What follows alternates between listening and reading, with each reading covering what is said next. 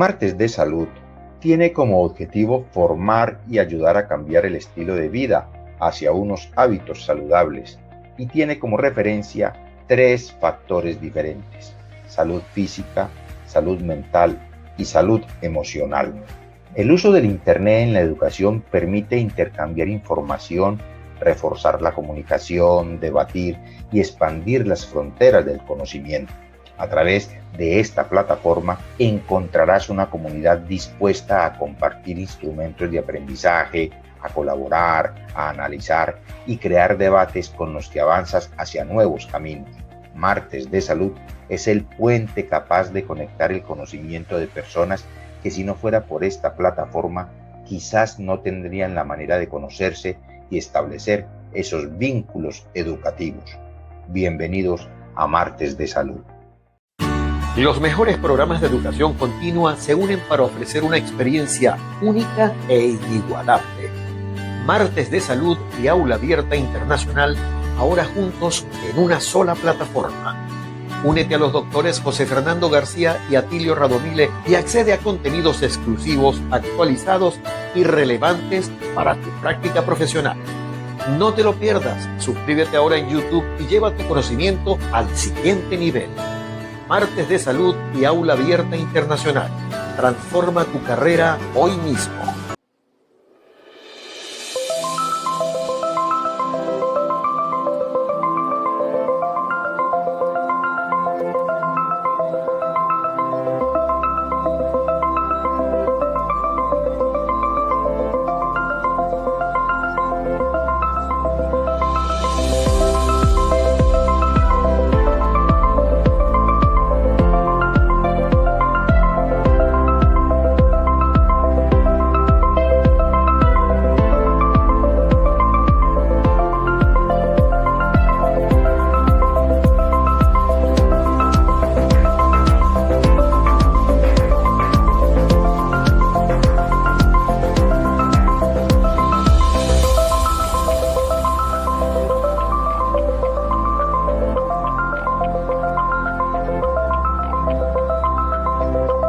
¿Sabías que tu salud dental puede afectar tu salud en general? En Bioden te invitamos a descubrir la odontología neurofocal, un enfoque innovador que conecta tu salud dental con tu salud integral. Nuestras consultas están diseñadas para atender tus necesidades específicas, promoviendo tu salud. Agenda tu cita hoy al número que ves en pantalla y transforma tu sonrisa.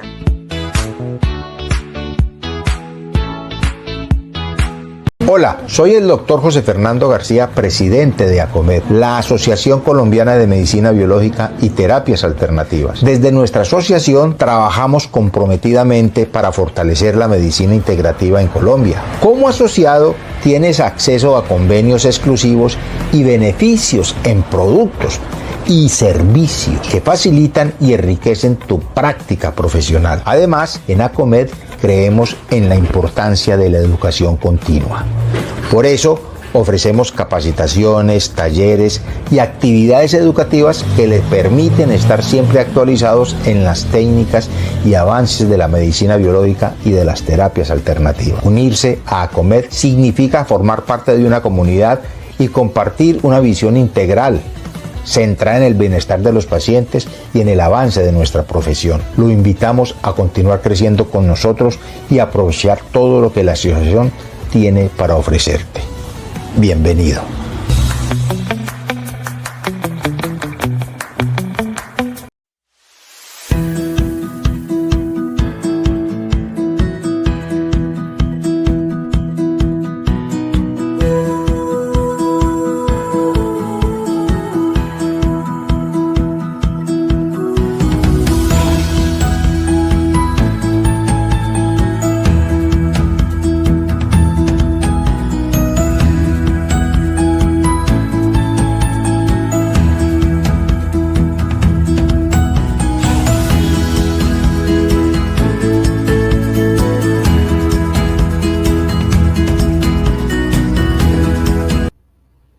Hola, bienvenidos a este nuevo Martes de Salud. Hoy estaremos con un tema muy interesante con el doctor Carlos Alejandro López Albán. Estaremos hablando de calorías, mito o realidad. Les recuerdo que Martes de Salud es el programa de la Asociación Colombiana de Medicina Biológica y Terapias Alternativas, ACOMED. Visite nuestra página www.acomed.com. Allí encontrarás todo nuestro paquete donde se enterarán de nuestra labor social, de nuestra labor académica, por el bienestar de todos nuestros afiliados y de los pacientes en general. www.acomed.com. También hacen parte de este equipo odontologianeurofocal.com, que es el portal de la odontología integrativa de Hispanoamérica. Odontólogos de diferentes partes de Hispanoamérica también encontrarán información sobre odontología integrativa, sobre odontología neurofocal, y lo que quieran saber, bien pueda, visiten la página de odontologianeurofocal.com. Y por último, educovirtual.com, que es nuestra plataforma virtual. Los que conocen educovirtual.com están viendo los cambios que se están haciendo, los nuevos cursos que tenemos. Ahorita tenemos un paquete muy completo en odontología integrativa, educovirtual.com. Antes de que iniciemos, recuerden este teléfono, este WhatsApp, para que lo registren, por favor, para que lo tengan presente y lo registren. Es el WhatsApp de la doctora María Teresa, el más 57 300 526 1707, más 57 300 526 1707, es el WhatsApp de la doctora María Teresa, y con ella pueden conectarse y preguntarle lo que necesiten saber sobre ACOMED, sobre Educovirtual y sobre odontología neurovocal y todo el proyecto de Martes de Salud. Hoy vamos a estar con el doctor Carlos Alejandro López Albán. El doctor Carlos Alejandro está con nosotros. ¡Hey! ¡Hola! ¡Hola! Profesor. Es que mira, que yo hace rato quería hablar de este tema porque obviamente ha habido colegas que han demeritado un poco el tema de las calorías. Yo pienso un poco por tema de desconocimiento teórico sobre el valor que ellas tienen. Voy a empezar diciendo lo siguiente. Imagínate que vamos a construir un edificio. ¿Lo podrías construir sin medidas? Imposible. Claro, pero uno puede caminar en los edificios y andar por ahí comiendo lo que quiera sin medir, no hay ningún problema. Y las medidas posiblemente no cambian. Pero si vas a construir un edificio, porque el paciente realmente necesita construir ese edificio de una manera que tenga una guía basada en medidas, es ahí cuando sirven las calorías. Entonces vamos a aclarar este tema porque me parece importante. Claro, no solamente estamos hablando, y es parte de la crítica, con lo que algunos colegas hablan mal, digamos, sobre las calorías, y es que no sirven, y es que solamente contar calorías no sirven, y tienen razón, en eso doy toda la razón. No es solamente contar, entonces no estamos hablando solamente de cuantificar, sino también de cualificar, que es darle calidad al alimento. Pero si juntamos estos dos elementos, tanto cuantificar como cualificar, podríamos tener éxito en construir un gran edificio con nuestros pacientes en términos de nutrición. Ese es el propósito de esta conferencia. Perfecto. Vamos a prepárense un buen rato, porque hoy vamos a estar con mucho tema y esperemos evacuarlo esta noche, porque es bastante complejo lo que vamos a hablar y sobre todo de mucha actualidad. Doctor Carlos Alejandro, yo voy a estar aquí detrás del escenario en el momento que me necesite, y todo eso me llama para que empiece su conferencia. Pero perfecto. Y recuerda que si tienen preguntas, tú me las haces a través. Filtra las preguntas, tú veas cuáles son valiosas, las más controvertidas son las mejores. Así que dispuesto a responder. Me llama cuando quiera, porque yo ya tengo preguntas. Es que si empiezo ya, mejor dicho. Entonces, a medida que la primera pregunta que me hicieron fue muy clara. Venga, ¿y cuál es ese cuento de las calorías? Bueno, vamos entonces. ¿Me podría regalar la presentación? ¿Puedo mostrarla? ¿Me ayudan con eso, por favor? Sí, porque voy a necesitar imágenes de apoyo. Bueno, ayer me comí un pastel porque uno de mis hijos estaba de cumpleaños. ¿Fue un pecado mortal, sí o no? Vamos a ver de qué se trata esto de las calorías entonces. Vamos a ver si nos pasa. Listo. Bueno, vamos a diferenciar Calorías. Miren que el nombre es interesante. Calor y medida. Eso es lo que significa calorías. Calor y medida. Pero entonces, ¿a qué nos referimos cuando hablamos de calorías? ¿Estamos hablando de medir la temperatura corporal de una persona? Bueno, cuando una persona hace ejercicio, si le ponemos un termómetro en el esófago o en el recto, puede llegar a tener 41 grados centígrados. Bueno, eso significa que nuestro cuerpo se calienta, ¿no? Pero obviamente medir en grados centígrados, en grados Kelvin, la temperatura del cuerpo es una medida muy gruesa y no nos indica el valor de lo que es la energía potencial. Entonces, miren que hay una diferencia entre la energía neta térmica y la energía que sirve para producir algo, en este caso trabajo. O sea que estamos hablando de transferencia de energía, por eso hablamos de energía potencial. La energía que a mí me puede servir para luego realizar un trabajo. Entonces, ¿de dónde viene esta medida? Pues no, realmente no es nueva. Esto desde Lavoisier en el año 1800, recuerden que a Lavoisier se lo llevaron en la guillotina en la Revolución Francesa. Lavoisier ya hacía mediciones interesantes sobre este tema y al final, bueno, hay muchos autores terminan desarrollando esa máquina que ustedes ven ahí, que es un calorímetro. Un calorímetro es una máquina que nos permite medir unidades de calor transferido, en este caso, al agua. Entonces, miren que en el centro, no sé si yo puedo, se ve mi cursor o no se alcanza a ver. Vamos a tener que tener imaginación entonces, porque en el centro de la presentación allí, donde hay una camarita, se puede colocar un alimento. Esta cámara está rodeada, como ustedes ven, de la capacidad de llenarla de oxígeno. Ahí ven la fuente de oxígeno que se llena a presión. Pero miren también que llega una barra de cobre, electricidad, dentro del oxígeno. De modo que, ¿qué pasa cuando combinamos oxígeno y al mismo tiempo una chispa? ¡Bum! Exactamente, estalla y el estallido quema el componente que está allí, el alimento, lo quema y produce calor. Ese calor va a calentar el agua que está alrededor y si ustedes se dan cuenta también hay un termómetro. Entonces el termómetro nos va a decir cuántos grados de temperatura subió esa agua al quemar ese alimento. Y es así como funciona un calorímetro, que es entonces de donde viene el nombre de la unidad que son las calorías. Entonces una caloría sería la cantidad de calor necesaria para elevar en 1 grado centígrado 1 gramo de agua.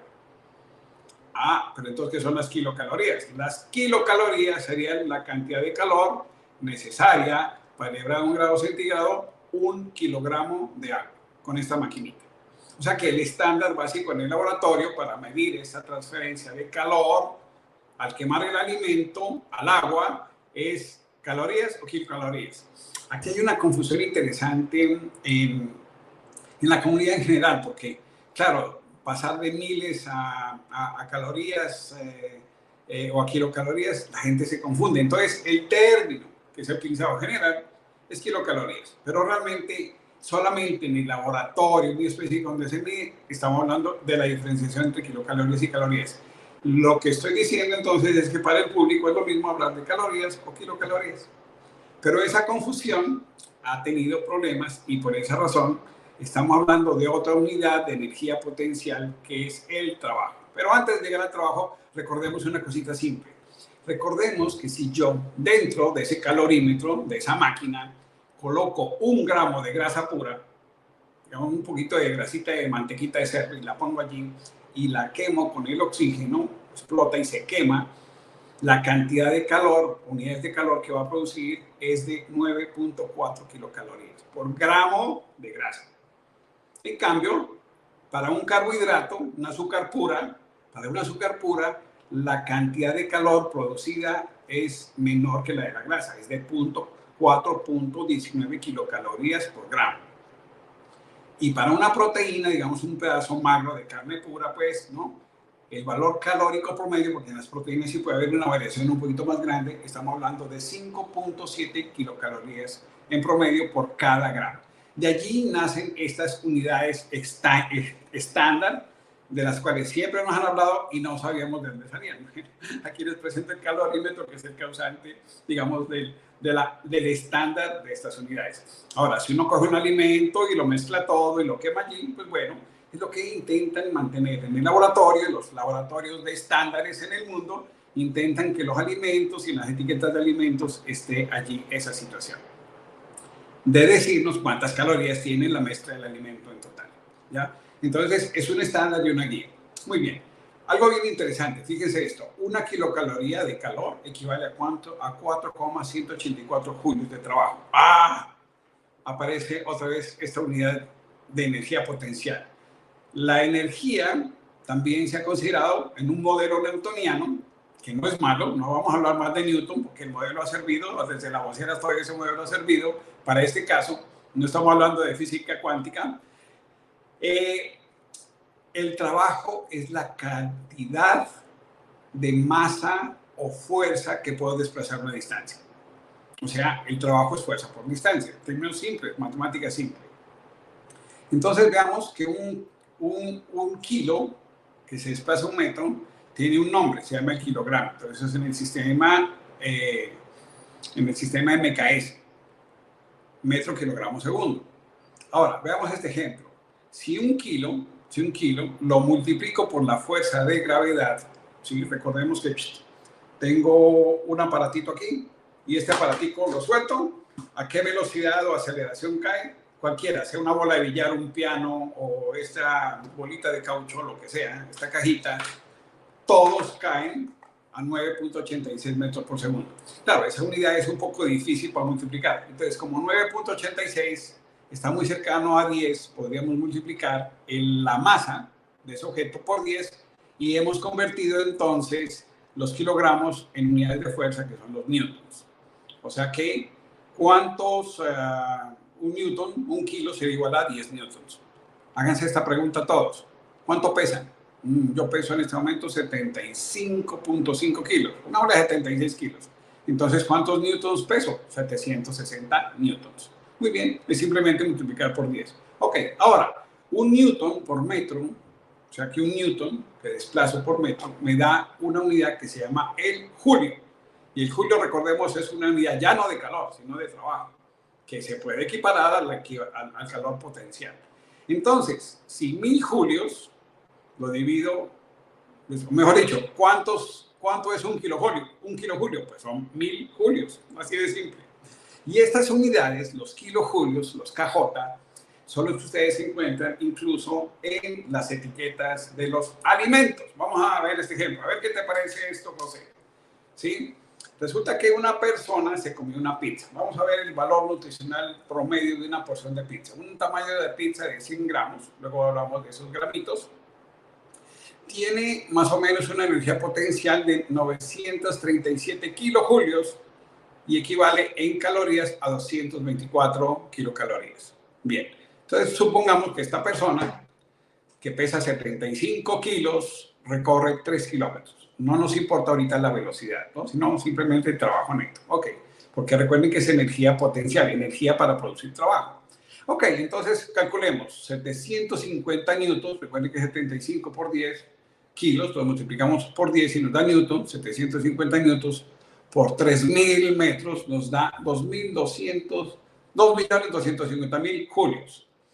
Como 1.000 julios, o un kilojulio tiene 1.000 julios, pues más fácil, dividimos esto entre 1.000, lo cual nos da que los kilojulios que tiene ese pedacito de pizza es de 2.250 kilojulios. Perdón, no del pedacito de pizza, el pedacito de pizza tiene 937. Pero esta persona se gastó caminando 3.000 metros, de 75 kilos, 2.250 kilojulios. Ah, qué interesante.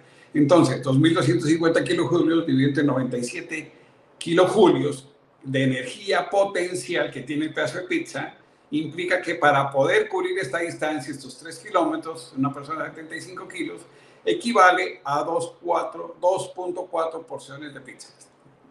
¿Ok? Entonces, pues es bien interesante de cómo podríamos medir la energía potencial. Pero bueno, avancemos un poco en este tema para poder diferenciar. Algo que es muy importante entender del metabolismo y del principio metabólico.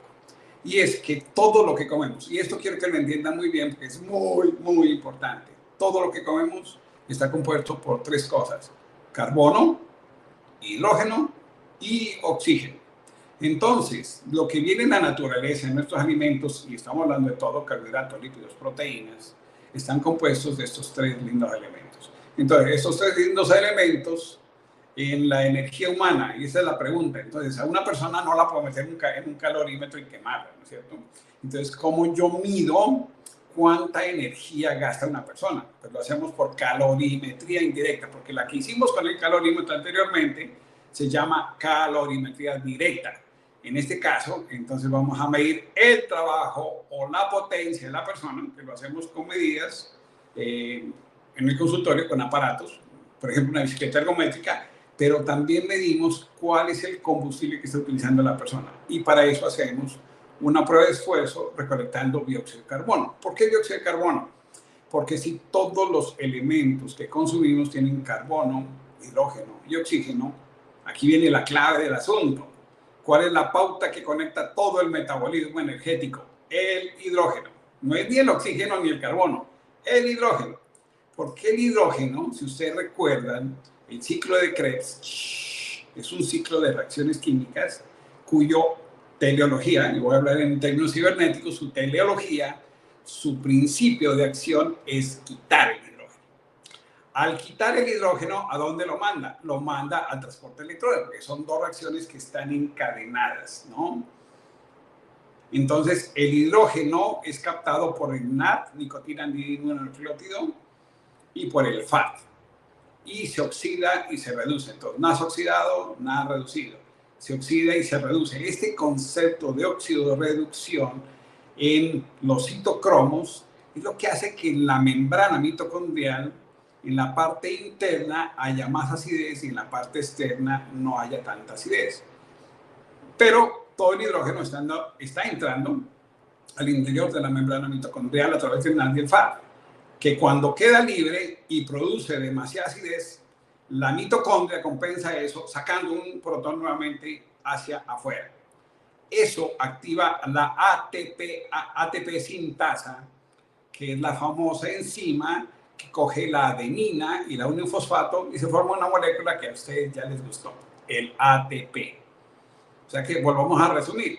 Nosotros comemos carbohidratos, lípidos y proteínas, compuestos de carbono, hidrógeno, oxígeno. Nuestro cuerpo va rompiendo esos pedacitos de nutrientes hasta sacarle el hidrógeno, que en las mitocondrias salta en presencia de oxígeno, para que ese hidrógeno salga. Aquí viene alguna clave: se combine con el oxígeno que respiramos y formamos agua. ¿Y qué quedó de residuo? De residuo queda CO2 que sale nuevamente por la respiración. Entonces hemos producido tres cosas interesantes. Metabólicamente hemos producido agua, en segundo lugar hemos producido CO2 y en tercer lugar hemos producido ATP, adenosíntrifosfato.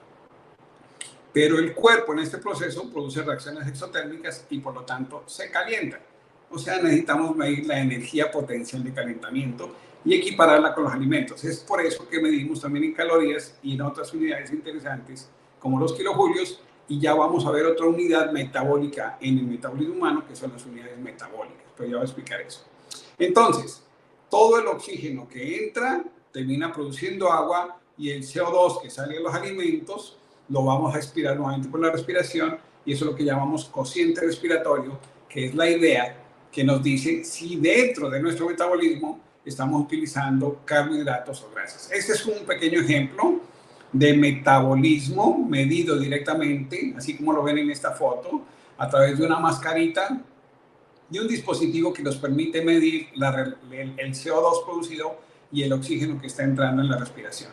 La relación, aquí voy a poner un ejemplo, la relación entre el CO2 producido y el oxígeno consumido se llama cociente respiratorio. Si este cociente es igual a 0,73 o cercano a, por ejemplo, aquí en esta zona de aquí, en la primera parte de la zona, en los primeros 130 segundos, ustedes ven que no hay ni una muesca de color violeta. Allí, en ese momento, solamente esta persona está consumiendo grasa. Por lo tanto, su metabolismo es totalmente oxidativo y totalmente mitocondrial, sin participación de carbohidratos.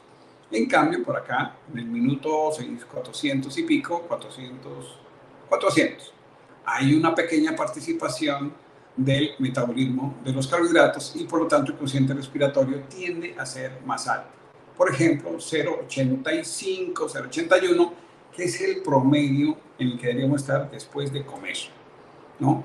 Pero en ejercicio o en problemas metabólicos, como síndrome metabólico, el cociente respiratorio puede llegar a ser 1.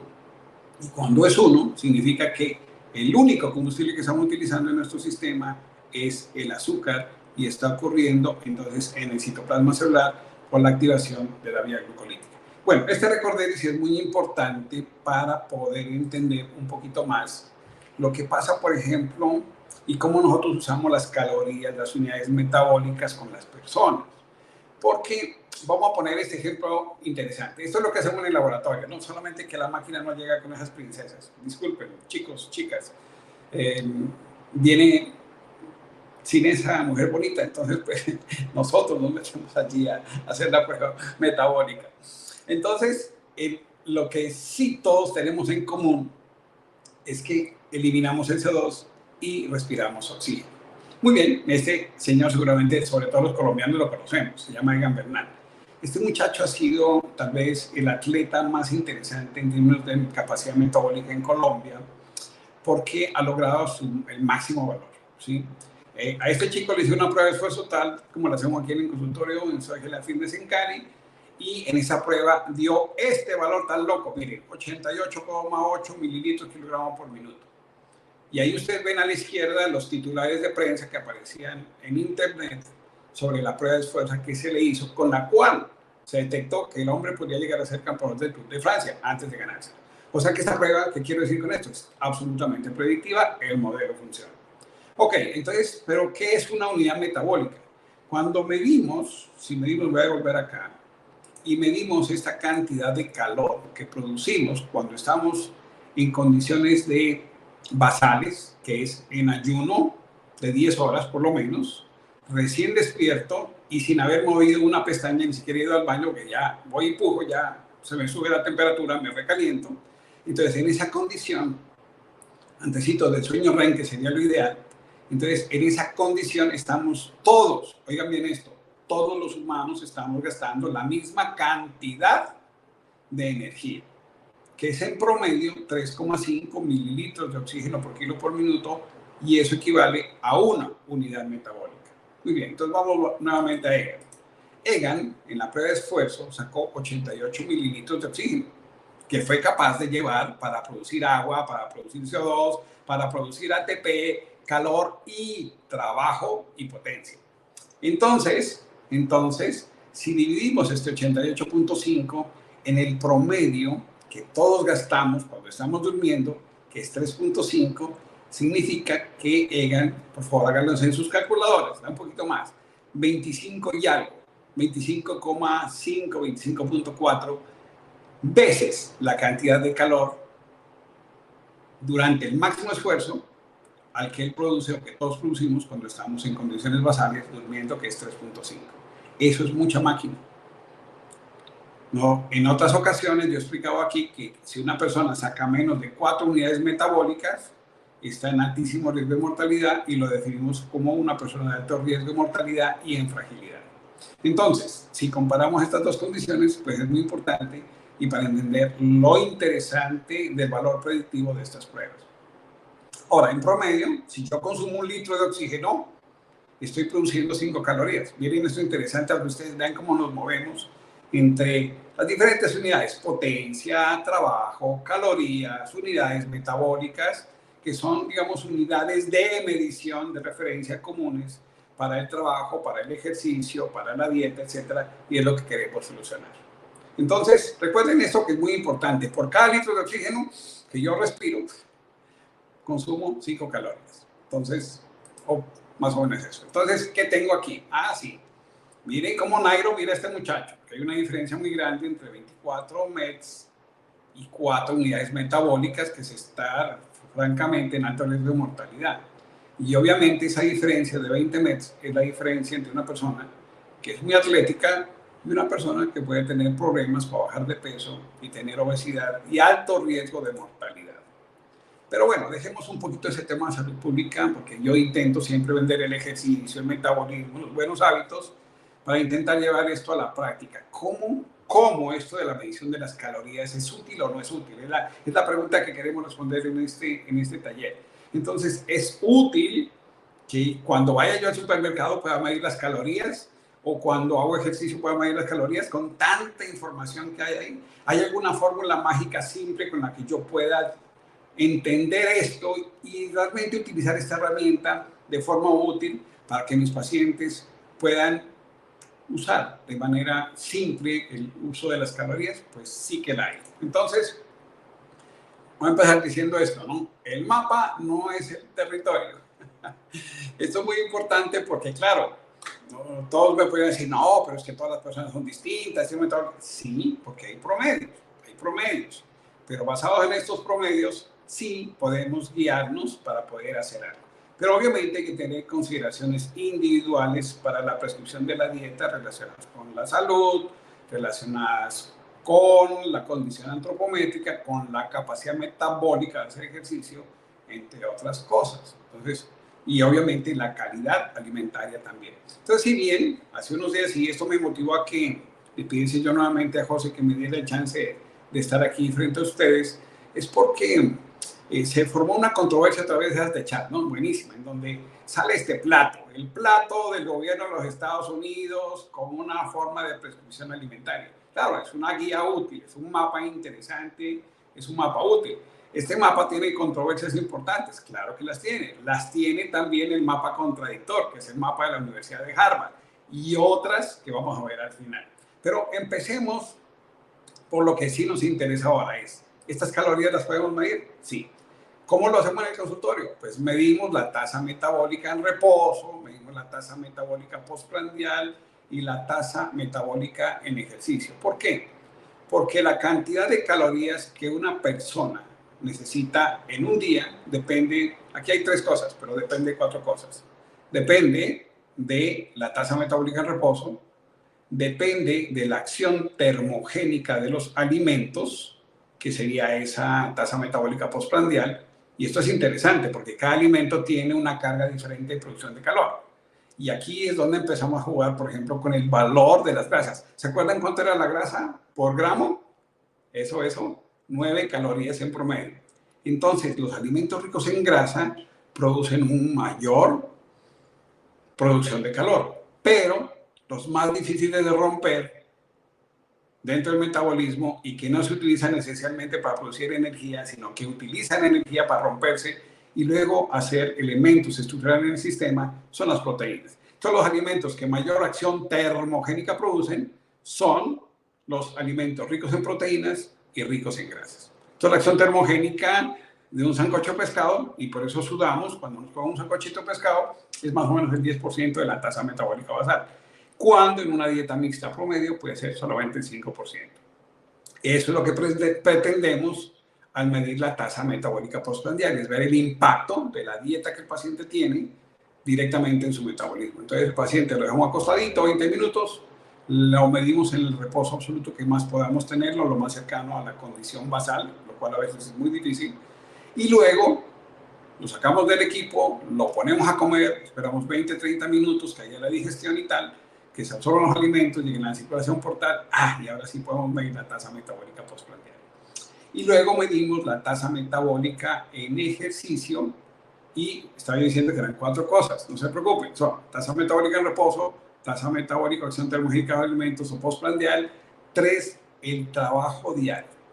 ¿Cómo yo me muevo? Aquí, por ejemplo, estoy gastando 3 unidades metabólicas, porque estoy hablando y agitado. 3 unidades metabólicas, que es lo mismo que manejar un camión. Manejar un taxi también, porque se estresan mucho y pelean mucho, y eso sube el metabolismo, la presión arterial, pues enferman tanto los taxistas y los buseteros.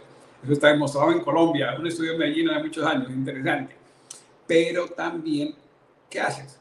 Un médico. Podemos irnos a una tabla de trabajos y encontrar que un médico que está en consulta, sentado, recibiendo pacientes y solamente charlando con ellos, sube su tasa metabólica a 1.2 veces, 2 veces la capacidad metabólica.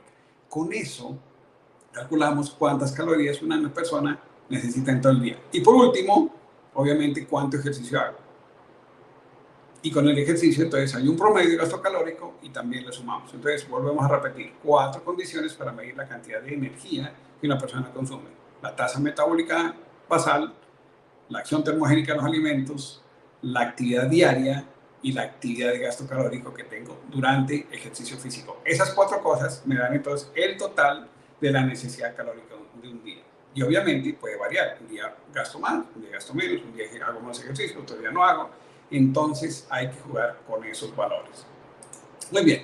¿Cómo nosotros lo volvemos esto más o menos práctico? Bueno, después de medir estas condiciones, intentamos llevar a la persona a esta tabla que ustedes ven aquí, que es una tabla de rangos calóricos. Por ejemplo, esta es una persona que medimos el día de ayer, y entonces la persona XX de 47 años, sexo femenino, pesa 79 kilos, mide unos 64 y tiene un índice de masa corporal de 29.46, ligeramente arriba del peso. Una persona ligeramente muscular. Por lo tanto, su tasa metabólica basal o en reposo medida ayer con el calorímetro fue de 1.213 calorías. La actividad diaria que ella hace promedio, una actividad, digamos, de negocios, en su tienda y tal, 396 calorías. En total, nos da una dieta de 1.600 calorías. No es mucha comida, 1.600 calorías.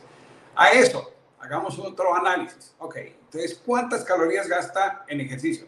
Durante el ejercicio hicimos la prueba y el promedio que ella gastaría haciendo ejercicio en su mejor promedio de ejercicio es de 5 calorías por minuto. Ok, en 40 minutos de ejercicio son 200 calorías más. 5 por 4, 200 calorías. O sea que su necesidad calórica subió de 1.600 a 1.800 calorías. Ah, pero está un poquito en sobrepeso. Entonces voy a hacerle una restricción calórica. ¿Cuánto le voy a quitar? Una porción, 2 porciones, 3 porciones. 3 porciones promedio de carbohidratos. Y luego vamos a hablar de ellas, no se preocupen. 240 calorías. O sea que al final su dieta es de 1.370 calorías. Y eso es muy poquita comida. Entonces, el promedio para ella es una recomendación de dieta de 1.600 calorías y máximo 1.800 calorías, porque con esto podrá mantener el peso corporal, mantener su ejercicio, mejorar su salud y, digamos, mantener el rango calórico que necesitamos. O sea que para ella es simple. Calculamos una dieta entre 1.600 y 1.800 calorías. Y la hemos dividido en los diferentes grupos alimentarios. El grupo de las frutas, el grupo de los vegetales, el grupo de los granos, el grupo de las carnes y frijoles, el grupo de los lácteos, el grupo de los aceites y el grupo de los dulces. ¿Okay? Entonces, fíjense que si tiene una practicidad medir calorías, si realmente quiero construir un edificio. Pero la cosa no es tan simple, porque ¿cómo hacemos para que estas personas entiendan esto? Requiere un poco de esfuerzo, de educación al paciente. Las nutricionistas utilizan modelitos, ¿no? de icopor y cositas bien bonitas para explicar, mire, esto es una porción al paciente y tal. Yo decidí hacer un taller de consultorio en el cual intento que los pacientes participen y esto lo volvamos un plato de comida. O sea que el desafío de esto es volverlo una realidad, un plato de comida bueno. Pero, ¿qué les explicamos a los pacientes cuando estamos en el taller? Es la forma de medir estas calorías de la manera más simple posible. Entonces, empecemos con el primer grupo, las frutas. Para escoger una porción de fruta, estamos hablando de una lista, bueno, esta es la lista de intercambios calóricos, ¿no? Es una listica muy simple, que he resumido aquí en la pantalla de una manera simple y dice lo siguiente. Entonces, en esta lista podríamos tener que una porción de cada una de fruta tiene 15 gramos de hidratos de carbono y en promedio tiene 60 calorías. ¡Tatán! No, no hay que comer fruta porque la fruta tiene azúcar. Claro, no estamos negando, tiene 15 gramos de hidratos de carbono. Son 60 calorías. 60. Recordemos, ¿cuántas calorías por gramo? 4. 4 por 15 igual a 60. Pero la fruta, en términos ya de calidad, no solamente tiene azúcar. Recordemos que tiene fibra, tiene vitaminas, minerales, agua, fitonutrientes que pueden ser excepcionales para la salud. Empecemos por uno que está muy de moda, resveratrol. No, no coma uvas que tiene mucho dulce. Ojo, ojo. Una porción de fruta, de uvas, que equivale a lo que ustedes ven allí en el puñito, un puñito de frutas, equivale a 60 calorías. 60 calorías. Esa uva tiene resveratrol y el resveratrol mata las células zombies. Cuando estamos envejeciendo, nuestras células madres producen unas células y algunas quedan zombies que no saben para dónde coger ni para dónde funcionar. ¡Ay, qué lindo! Si comemos alimentos que son esos frutos rojos ricos en resveratrol, le dicen a esas células zombies del envejecimiento, bueno, a trabajar o se mueren. Y nos protege, por ejemplo, del cáncer y del envejecimiento prematuro. Que no comas uvas. Come uvas. Porque si bien tienen carbohidratos, esos carbohidratos que te aportan 60 calorías, entonces esas calorías son importantes en términos del aporte calórico, pero también el valor cualificado de nutrición es vital. Voy a poner otro ejemplo que me gusta mucho, ácido ursólico. Se encuentra en la cáscara de la manzana, en la pera, el durazno. Ahí viene otro problema. Resulta que envejecemos y entre los 30 y los 60 años perdemos la mitad del músculo. La mitad y ya no tenemos más músculo. El ácido ursólico activa los genes que evitan que se atrofien los músculos. Entonces, comer manzanas, peras, duraznos con cáscara protege al organismo de la pérdida de masa muscular. Por eso, el ácido ursólico se ve mucho asociado a temas relacionados con músculo en los gimnasios. Y así podríamos dar más ejemplos de las frutas. Pero, fíjense lo interesante, ¿cómo podemos medir una porción de fruta? Pues bueno, aquí está el ejemplo más claro. Puede ser un puñito, pero también una porción puede ser una onza, que son, en teoría, 2 cucharadas soperas, 28-30 gramos. Y eso implica a llenar media taza de fruta. Media taza. Ojo, ¿no? Aquí nomenclatura colombiana. Disculpen los extranjeros, pues los que están fuera de Colombia. Pero en Colombia la taza, para la región paisa, una taza es una taza chocolatera y una cosa grandota, ¿no? No estamos hablando de taza, por favor, en Colombia. Estamos hablando en el país paisa de pocillos, ¿ok? Pocillo, en el que se toma el café, no el chocolate, ¿ok? Entonces, un pocillo o una taza estándar promedio o un mug para otros países. Eso es media taza de fruta. Equivaldría entonces a una porción, que equivalen a 2 cucharadas soperas promedio y son 60 calorías de energía potencial. Lo puedo medir con mi mano. Entonces, un puñito de fruta, media taza, o si a veces encontramos fruta desecada. Pasa mucho con las pasas, con los arándanos secos. Ojo ahí, porque ahí sí hay una trampa. Porque ahí el índice calórico, la densidad calórica es mayor. Para una cucharadita, una cucharada sopera de pasas o de arándanos secos sería equivalente a media taza de fruta normal, estándar. Pero también hay excepciones. Voy a hablar solamente una que me gusta como excepción y las puse a propósito, las fresas. Resulta que el estándar de una porción de fresas de 60 calorías no es media taza, es taza y media. Por eso, muchos youtubers que hablan sobre alimentación recomiendan que la gente que quiere bajar de peso coma fresas porque puede comer en mayor cantidad, porque su densidad calórica es menor. Lo mismo pasa, por ejemplo, con el melón, lo mismo pasa con la sandía, que tienen mayor contenido de agua y menos cantidad de carbohidratos para el estándar de porción. Y esos truquitos uno los puede encontrar en una lista de intercambio alimentaria como esta, que con mucho gusto yo comparto. Si ustedes quieren, se las mando en PDF y no hay ningún problema. Entonces miren que no es tan difícil medir esa energía potencial. Bueno, yo parece que estoy vestido de fruta, estoy apetitoso, ¿no? Rojito. Y no es Navidad tampoco para ser Papá Noel, pero fíjense que realmente es simple e interesante. Vámonos con otro grupo. Ahora, si preguntan, con mucho gusto yo respondo. Muy bien. Aquí vamos a ver esto tan interesante, información nutricional. Yo puse unas uvas y puse unas fresas. Miremos las tablas nutricionales, porque uno de los problemas grandes de las personas, incluso de los médicos, es no poder interpretar bien estas etiquetas alimentarias. Entonces, miren, esto es interesante. Primero hay que darnos cuenta de una porción. Miren, en este caso de una uva, una porción son 80 gramos. 80 gramos. 80 gramos de uva son 55 calorías. En kilojulios serían 231 kilojulios. Miren que el continuo de grasa es pequeño, 0,13, de carbohidratos obviamente es lo que más tiene, que es el promedio que encontramos, pero también tiene algo de proteína. Tienen algo de proteína que es interesante. Entonces, una porción de 80 gramos, esto es de las uvas, Y entonces, no, otra vez, no le creo a este doctor, no, porque las uvas engordan. Ok, está bien, listo. Aquí en la zona bananera, yo tengo una libra de grasa. Para yo poder almacenar una libra de grasa completa aquí, necesito haber comido promedio 3.500 calorías de energía potencial, que es la que se me convirtieron en la zona bananera. Dividan, por favor, 3.500 calorías entre 55 calorías que tienen 80 gramos de fruta. O más fácil, entre 60 para que sea el promedio. Ok, miren, les da 88 porciones. 88 o 58. ¿Quién me hace la retroalimentación? Vamos a hacerlo aquí en la calculadora. Son 3.500 calorías dividido sobre 60 calorías en promedio de una fruta. Nos da 58 porciones de fruta. 58. Ok. Dividámoslo entre 7 días a la semana porque no vamos a comer 58 porciones de fruta en un día. ¿Cuánto es la tolerancia de fruta que puedo comer para que aquí haya una libra de grasa acumulada? Pues son 8 porciones al día.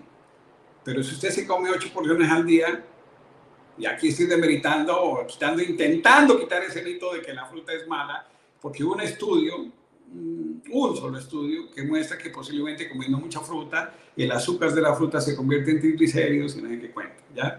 Pero nunca contaron con los valores nutricionales de fruta, que sí son valiosos, que son los contenidos diferentes al azúcar que tienen las frutas. Muy bien. Entonces tendrías que comerte 8 porciones de fruta al día. 8 porciones de fruta al día para poder engordarse. Pero 8 es un montón de fibra también. Es un montón de fibra. Entonces yo lo veré en el trono, muy sentado, la señorita, y entonces aquí viene mi crítica. Entonces, no como fruta, pero voy y me como un pastel, y ahorita vamos a ver cuántas calorías tiene un pastel. ¿Qué decides comer mejor? ¿Como elemento dulce? ¿Un postre o una fruta? Veamos entonces acá, puse las fresas. Miren la densidad calórica de las fresas para que ustedes la comparen. 32 calorías solamente las fresas por 100 gramos. 32 calorías las fresas. O sea, aquí como energía potencial, yo puedo mecatear un poquito más de fresas. Y ahí está, en parte, el secreto de leer estas etiquetas. Entonces, hay que la cantidad promedio, la que se mide, la energía en calorías y kilojulios, y los contenidos nutricionales importantes, ¿no? Carbohidratos, azúcar, 12 gramos, mientras que para la fresa, 7 gramos. Ajá. Azúcar pura, 4 o 6 gramos para la fresa, 12 gramos para las uvas. Proteína, 0,58, 0,67. Sal, pequeña cantidad. Pero es que si como humos se me sube y soy diabético, se me sube el azúcar. Sí, obviamente que tiene azúcar. Pero si usted es juicioso, come porciones pequeñas de fruta, combinadas con algo más que tenga fibra, el índice glicémico va a ser menor y usted va a poder tolerar mejor la fruta. La fruta es buena para los diabéticos, los protege, mejora la circulación. Casi todos los vegetales y las frutas tienen algo interesante, que son una cantidad de sustancias vasodilatadoras y protectoras, productoras de óxido nítrico. Ojo con eso. Entonces no dejen de comer fruta, esa es mi recomendación. Pero sigamos adelante. Vamos con el siguiente grupo. A ver, ¿dónde estás? Aquí está el siguiente grupo, vegetales. No, doctor, es que a mí no me gustan los vegetales. Yo odio los vegetales. ¿Me quiere volver conejo, doctor? Sí. ¿Qué tienen de bonito los conejos? Voy a ser un poco grosero aquí ahora. Los conejos tienen dos cosas. Además de comer mucha verdura, tienen mucho sexo. Bueno, pero ¿cómo medimos entonces las verduras? Por favor, coloquen sus manos aquí. Así, eso, ahí. Lo que cabe de verdura en sus manos es una porción de vegetales. La mayoría de las personas se equivocan en esta cantidad. Bueno, a veces yo también me equivoco por estar comiendo un poquito más de galguerías. Pero si una persona comiera la cantidad suficiente de verduras, que equivaldría mínimo entre 2 y 3 porciones diarias de esto, su salud podría mejorar en un 30%, porque las verduras disminuyen un 30% el riesgo de mortalidad. Y si la combina con ejercicio, estamos hablando casi del 40% de disminución del riesgo de morbimortalidad por aumentar el consumo de frutas y verduras. Si además de eso las deja de fumar, su riesgo de mortalidad disminuye aún más, casi que al 45-50%. Deje de fumar, coma mucha verdura coma fruta y su riesgo de mortalidad disminuye. Y no tomar alcohol, usar cinturón de seguridad y nunca conducir bajo efectos del alcohol. Pero luego vamos a hablar un poquito del alcohol. ¿Cómo escojo entonces en una lista los vegetales? Miren esto, interesante. Los vegetales solamente tienen 5 gramos de hidratos de carbono, 2 gramitos de proteína y solamente esta manotada grandota tiene solamente 25 calorías. La etiqueta que se recomienda dice lo siguiente siempre: haga énfasis en los vegetales de hoja verde oscura. ¿Pero por qué razón? Porque los vegetales verde oscuros tienen algunos fitonutrientes interesantes. Otro día nos dedicamos a hablar de fitonutrientes de cada grupo, pero hoy solamente voy a dar unos ejemplitos chiquititos. Primero, tiene clorofila, y la clorofila es el mejor quelante. Hay una que es muy linda, la espirulina. La espirulina es una alga riquísima en aminoácidos y riquísima en clorofila y yodo. Entonces es muy interesante para eso. Sí, ya que hablé del yodo, algunos vegetales podrían bloquear, ojo eso, bloquear la acción de la hormona tiroidea, y por eso algunos terapeutas recomiendan no comer vegetales verdes. Algunas lechugas pueden bloquear la hormona tiroidea, pero si la necesidad de yodo se complementa bien, no tiene ningún problema. Luego podríamos hablar un curso solamente sobre nutrición para hipotiroidismo. Pero entonces hay que hacer vegetales verdes principalmente, pero la recomendación es 5 colores al día: amarillos, verdes, rojos, morados, blancos. Cada grupo tiene potenciales interesantes. El rojo, vemos ahí un tomatico, el tomate rico en licopeno. El licopeno es potente antioxidante, es potente protector de la próstata, potente anticancerígeno. El tomate es excepcional. Tampoco vamos a hablar de las cualidades y calidades de cada alimento, pero sí entender esta energía potencial que es el objetivo de esta conferencia. Muchos verdes, mucho blanco, cebolla, ajo, inmunopotenciadores, por ejemplo, ¿no? Los amarillos son ricos en carotenos y vitamina A, que son protectores, porque al producir cantidades importantes de vitamina A, estamos trabajando sobre el nacimiento y la muerte de las células en el ciclo celular. Recordemos que la vitamina A es un factor determinante en el nacimiento y la muerte de las células. Por lo tanto, deficiencias de vitamina A, de carotenos, están asociadas a tipos de cáncer. Entonces, comer amarillos, rojos, amarillentos y anaranjados, por ejemplo, la pimienta cayenne, el ají, puede ser protectora, por ejemplo, para el cáncer gástrico. Ahí posiblemente les quito otro mito. Voy a dejarlo por allí. Entonces, ¿cómo mido yo los vegetales? Los vegetales los mido. Entonces, una porción, que sería una onza, una lechuga casi no pesa, serían 30 gramos, equivale más o menos a esta manotada, que es una taza grande, un platón grande, más o menos 4 cucharadas soperas grandes de verduras, y solamente tienen 25 calorías. Por eso, si usted quiere iniciar un régimen de reducción de peso, coma en abundancia este tipo de alimentos que, además de ser protectores, le están aportando poquitas calorías. Entonces usted puede llenarse, comer, satisfacerse y utilizarlos de manera interesante. En una ensalada, el valor calórico aumenta por el contenido de grasas que le aplicamos. Y vamos luego a hablar de las grasas. Y van en los vinagres. La grasita va en los vinagres y obviamente el tipo de grasa que utilicemos, y ya luego hablaremos de ellas. Entonces fíjese que es fácil. El error más común de las personas es no consumir suficiente cantidad de vegetales, principalmente crudos. Pero, ¿qué pasa con los vegetales cocidos? Entonces se reduce el valor. El valor calórico, entonces, ya no es una taza, sino media taza. Se concentran los azúcares, por ejemplo, de una zanahoria cocida, etcétera, se concentran los valores. Entonces, hay que comer menos cantidad.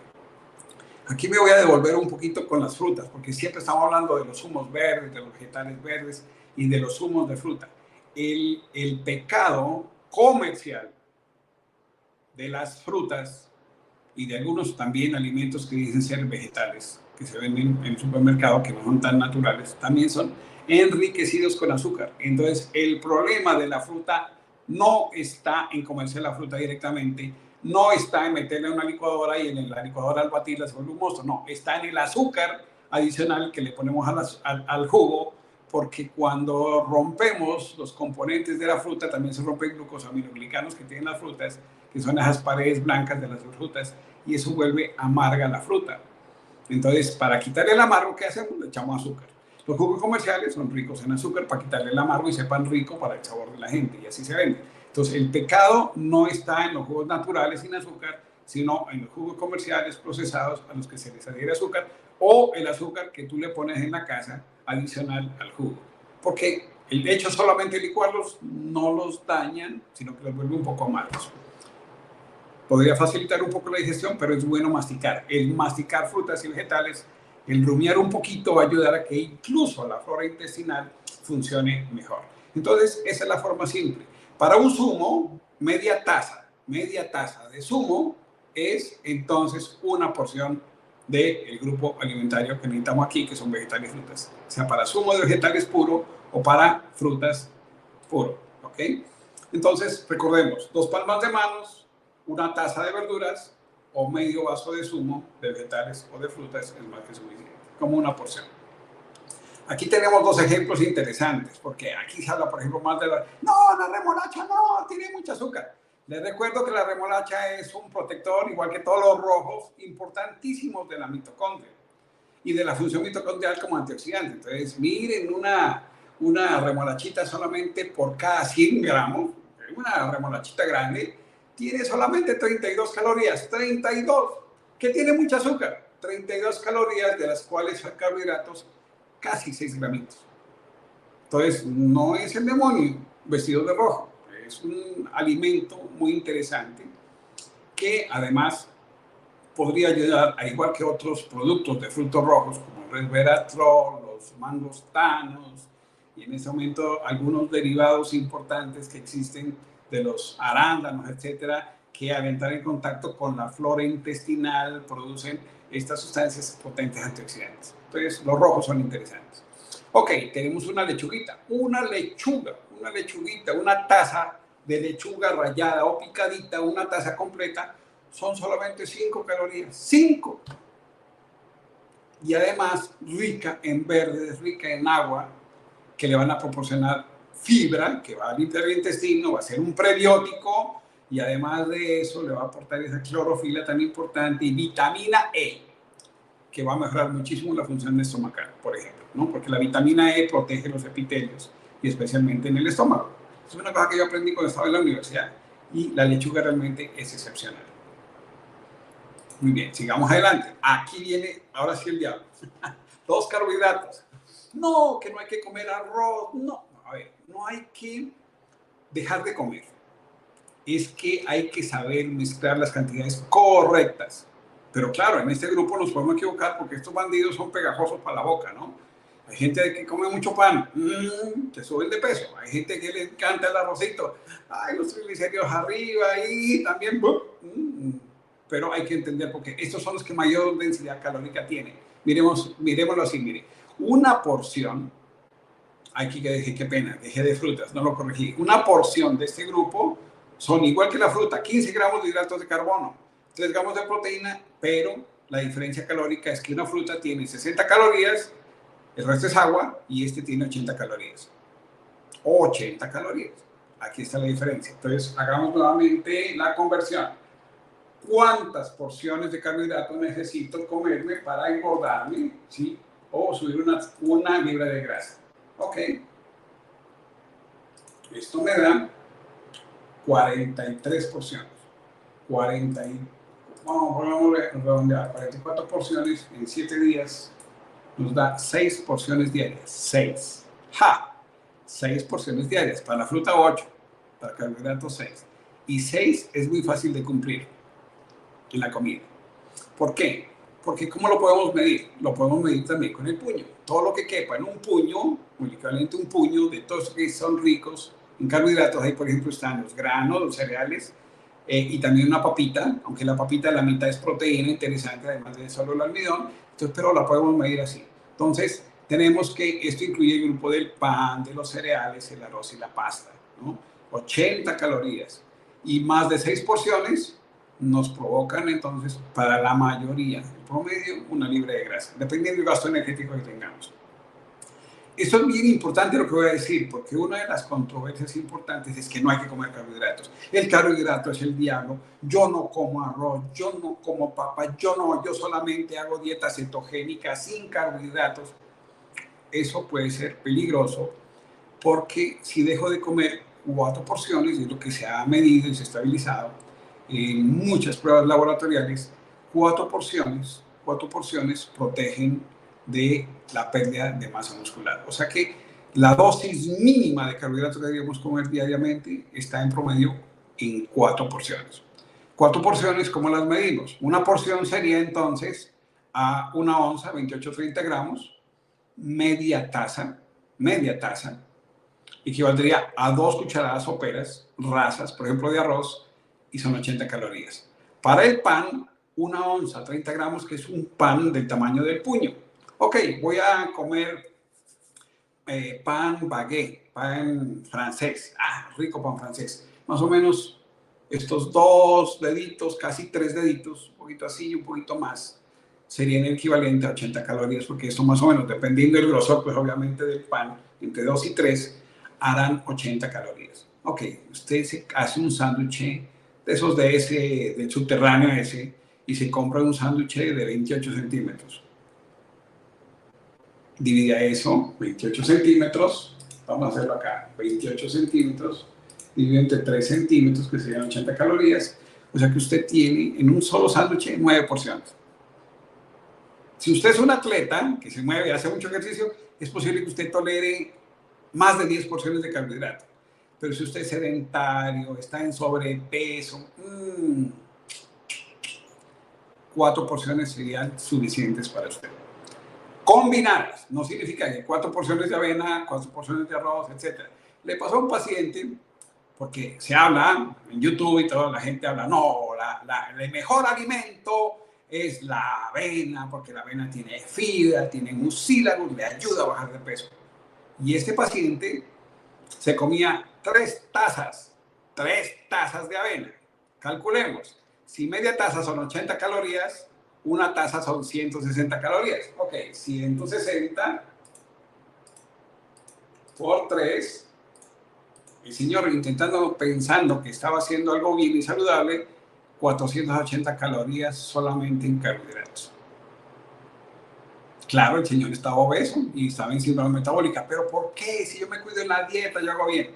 ¿Qué hizo mal? No calcular la cantidad de calorías. Se sorprendió mucho cuando le dimos la información de que no solamente estaba comiendo avena, sino también arroz, papa, pan, y entonces su necesidad calórica era por encima de las 1000 calorías solamente en carbohidratos, lo cual explicaba su obesidad. A pesar de que hacía ejercicio, a pesar de que montaba bicicleta, a pesar de todo, un pequeño error en el cálculo de carbohidratos y de general del gasto calórico total o del consumo calórico lo llevó a estar en obesidad y en teoría haciendo una dieta saludable. Entonces, aquí sí, aquí está la estrategia para subir o bajar de peso. Si yo veo que me estoy bajando mucho de peso y estoy perdiendo mucho peso, aumento un poquito el carbohidrato. Pero si veo que me estoy engordando, entonces debo restringir los carbohidratos, pero mi recomendación es nunca por debajo de 4. Restricciones por debajo de 4 en pacientes que están con problemas metabólicos muy complicados, y entonces haciendo control de la cetogenia. Eso ya se hace de manera laboratorial. Pero yo no recomiendo la dieta cetogénica, recomiendo comer la cantidad mínima de calorías. Por ejemplo, en el caso que le dimos de esta paciente, ¿cuántas calorías? 1600. 1600 calorías es el rango mínimo de calorías. Si esa persona se mantiene en ese valor, entonces su salud está garantizada. Entonces no es hacer extremos de comer mucho y dejar de comer, sino mantener el rango calórico mínimo, que es lo que hace que el metabolismo se mantiene bien. En este momento ya tengo hambrecita de estar hablando de alimentos. Entonces fíjense que realmente no es tan difícil, es fácil, la estrategia realmente es fácil y entender estos principios básicos equivalentes. Y esta es la mejor forma, a través de una forma analógica, a través del tamaño de la mano, explicar cómo sí podemos utilizar las calorías como una herramienta importante y una estrategia importante tanto para calificar el alimento como para cuantificarlo y tener los logros que queremos. Comparemos, mire, una tacita de arroz, aquí está, un arroz blanco, estamos hablando de una onza seca y cocida, ojo, ¿no? Arrocito, una onza, 112 calorías. Aquí es donde a veces, yo por ejemplo, ahí es donde a veces peco, ¿no? Es que el arrocito colombiano, y pues si no se acostumbra a arroz, es delicioso. Nadie niega que entonces sí tengo que restringir un poquito. Me gustan los risotos, me gustan los arroces chinos, me gustan los arroces orientales, que además llevan grasita, huevito, etc. Entonces el platico generoso es bastante importante. Yo utilizo incluso el arroz como ejemplo cuando mis pacientes vienen al consultorio y hacemos el taller para hacer un plato que se llama bibimbap, que es un plato de origen coreano, que la base es arroz, ¿no? Los orientales comen arrocito, arriba vegetales y arriba una fuente de proteína, un huevo, y para algunos pacientes les enseñamos también las porciones de proteína que ya las vamos a ver adelante. Pero combinémoslo, por ejemplo, con un pan. Miren, un pancito promedio de 1 onza también, son un poquito menos de calorías, 75 calorías. Recuerden que el estándar promedio de 1 onza es 80 calorías. Y eso es el promedio, lo que tiene un sándwich, un pan de sándwich tajado, promedio. Si usted hizo un sándwich con un pan tajado de estos y cogió dos raciones y allí hizo su sándwichito, ya se comió 2 porciones de carbohidratos al día. 2. Entonces, fácil. Un pancito promedio del tamaño del puño, 80 calorías. Una tortilla, ahora que están de moda las tortillas españolas y Bimbo ya las tiene, ya no solamente se comen en México. Si la tortilla es pequeñita, tortilla pequeñita, 40 calorías. 2 tortillas pequeñas, 80 calorías una porción. Pero es que estamos en Colombia y en Colombia comemos arepa. Ok, una arepa promedio del tamaño del grosor de los dedos, delgada, sin mantequilla, sin queso, son 2 porciones, 160 calorías. Por favor, siempre miren las etiquetas del fabricante, pero allí les dice, dependiendo del gramaje de carbohidrato que tengan, les va a decir cuántas calorías está comiendo. Entonces, ¿qué hago con la arepa? Pues sí, puede comerse una arepa. Si usted necesita 6 porciones al día de carbohidratos, se comió la arepa, tiene 2 porciones, más una taza de arroz, van 4 porciones. Y se comió 2 panes, ya tiene 6 porciones en el día, que es lo que debería comer. Ok, pero soy un atleta consumado y mi gasto calórico es altísimo y puedo comer hasta 10 porciones. ¡Qué alegría! Puede comer con libertad más carbohidratos. Puede comer más arroz, puede comer más pan, puede comer más tortillas, lo que usted quiera. Más arepa, más avena, más maicitos. Ojo, porque los maicitos hacen parte de ese grupo, ¿no? Maicito tierno, no es vegetal y lo pongo en ensalada. Es carbohidrato, señoritos. Todos los cereales, grupo de los cereales, pan, arroz, trigo, avena, cebada, hacen parte de este grupo. ¿Ok? Muy bien. Sigamos adelante. Entonces, proteínas. Bueno, lo primero que pensamos cuando comemos proteínas es carne, carne. Muy bien. Entonces, aquí en la palma de la mano, por favor. Aquí hay una hamburguesa. Miren, aquí quitémosle los dedos y aquí hay una hamburguesa del grosor de la mano. La noticia es que ahí no hay una porción, hay 3 porciones de proteína. 3. Ok. Y entonces recordemos que el estándar de porción es 1 onza. O sea que aquí hay entre 90 y 100 gramos de proteína. Estándar promedio, medida en el tamaño de la manito. ¿Cuánta proteína debe comer una persona? Para una dieta como la señora que calculamos, estamos hablando de 5 porciones de proteína al día. Una persona muy grande, pues, y que haga mucho ejercicio, van a necesitar máximo 7.5 porciones de proteína. Multipliquemos eso por onzas. 7 por 5, vamos a verlo acá en la calculadora. 7 por 5. Perdón, 7 porciones que son 28 gramos o 30 gramos, pongamos el 30 redondeado, por 7 porciones al día, 7.5. Una persona muy grande, debe comerse 225 gramos de proteína al día. Una persona pequeña, de 60 kilos, 55 kilos, ¿no? 5 porciones. 5 por 30, 150 gramos de proteína. Entonces, la gente normalmente come más proteína de la que debería comer, siempre, ¿sí? Pero tiene su razón, porque la carne magra entera es tan poco calórica, casi como una fruta. O sea que una carne magra, una carne ya sin hueso y sin piel, cocida, sin grasa, son 55 calorías. ¿Qué le da calorías a la carne? Pues el contenido de grasa que tenga. Entonces, cuanto más grasa tiene, y en ese caso la carne de cerdo, que es más grasosa, tiene mayor cantidad de calorías, que, por ejemplo, una carne de ternera cocida, que en promedio una porción tendrá solamente 55 calorías. Pero la mejor forma de medirla es la mano. Entonces, si una persona necesita comerse 6 porciones al día de proteínas, entonces estamos hablando del equivalente a 2 hamburguesas que caben en la mano. 2 hamburguesas. Otra forma de medirla, el tamaño de la mano. Por ejemplo, voy a medir un pescado, el tamaño de un pescado. Aquí tengo 3 y cada falange me da una porción más. 3, 4, 5 y 6 porciones. O sea que un pescado diario sería más o menos de este tamaño y me estaría aportando toda la proteína que necesito para todo el día. Es realmente fácil de medir, pero tengan claro que si el alimento tiene más grasa, la proteína tiene más grasa, entonces por lo tanto tiene más calorías. Muy bien, pero tenemos los huevos. Los huevos, vamos a ver aquí algo bien importante, ¿no? Voy a pasar la página para que vean esto que es bien interesante.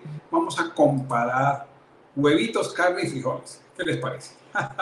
Entonces, aquí tengo primero la carne, que es lo primero lo que pensamos. Esta es una carne como la que está ahí, cocida, con muy poquita grasa y el estándar de porción que es 1 onza, sin hueso y cocida. Entonces, miren que es poco calórica relativamente, 63 calorías. Obviamente su mayor contenido es proteína y grasa saturada. Comparémosla con el huevito. Un huevito promedio tiene 74. Siempre hemos cogido un huevito promedio como 80 calorías promedio. Entonces 74, 80 calorías promedio, de las cuales grasas son 4.97 y proteínas 6.2. Obviamente aquí lo que vamos a ver es una diferencia importante en la calidad alimentaria. Miren, por ejemplo, de grasa saturada, la carne tiene un poquito más que el huevo. De grasas monoinsaturadas es muy parecido también, y de grasa poliinsaturada es mayor la proporción en el huevo que en la carne. No tiene azúcares y tiene algo de sal. Incluso el huevito tiene algo importante, es que cuando estamos hablando de proteínas, estamos hablando del valor biológico de las proteínas. ¿De dónde viene ese concepto? Viene del concepto de un alimento esencial. Un alimento esencial es un alimento que el cuerpo no fabrica y por lo tanto tenemos que comerlo acá en la dieta. De los 3 que vemos ahí, el gold estándar es el huevo, o sea que tiene todos los aminoácidos esenciales, todos. Y por lo tanto, comer huevito me garantiza que estoy comiendo todos los nutrientes que necesito para mi metabolismo proteico. Si como carne, no los tiene todos y los frijoles lo tienen menos. El truco de los frijoles sería combinarlo con cereales, por ejemplo con arroz o con otras leguminosas. Y de esa manera sí aumenta el valor biológico porque entonces aumenta el aporte de proteínas.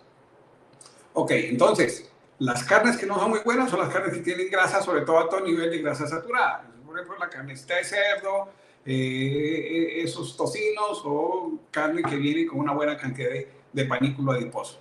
Pero el pescado, que también es un alimento que tiene grasita, es un alimento que tiene un tipo de grasa diferente, que es los omega 3, y por eso el pescado es su mejor fuente alimentaria. Los frijoles no tienen grasa, es muy poquito el contenido de grasa. Déjenme yo les paso aquí y les muestro que el contenido de grasa de los frijoles, aquí lo ven a la derecha, el contenido de grasa es muy pequeño, miren, 0,052. O sea, claro, para bajar de peso están ideales. Recordemos que los frijoles también son bloqueadores de carbohidratos, o sea, que ayudan a comer bastante y quemar grasa. Una porción de frijoles es media taza. Entonces, si debo comerme 5 porciones al día de proteína, ¿cuántas tazas? 2,5 tazas de frijoles. Es una buena cantidad. Los frijoles, si no están bien cocidos, son un problema. Los frijoles hay que cocinarlos muy bien. Porque si no están bien cocidos, tienen sustancias tóxicas que pueden alterar nuestro metabolismo y potencialmente ser unos tóxicos, hepatotóxicos. Entonces, el truco más importante de los frijoles es la cocción muy bien hecha de los frijoles. Deben quedar blanditos. Y segundo, si quedan blanditos, también rompemos las fibras, las ligninas que tienen las cáscaras de los frijoles, que son las que son prebióticos y hacen que las bacterias del intestino trabajen más de la cuenta y hay guerra en el intestino y luego hay muertos y por eso hay gases. Y por eso estos alimentos nos producen muchos gases, que recuerdo, los gases son solamente un indicio de que debemos evacuar nuestro intestino. Entonces, no significa que estés enfermo, significa que hay que evacuar, evacuar, evacuar y evacuar, como los aviones, evacuar, porque si no, ahí es donde está el problema.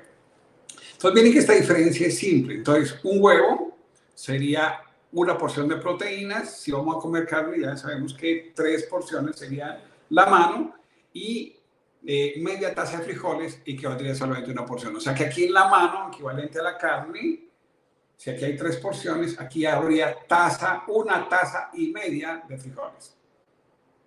Equivalente. Y bueno, ya hablamos un poquito de la calidad. Muy bien. Otro grupo controvertido. No, los lácteos son el día. ¿Cómo es posible que haya lácteos en el mundo? No saben comer lácteos.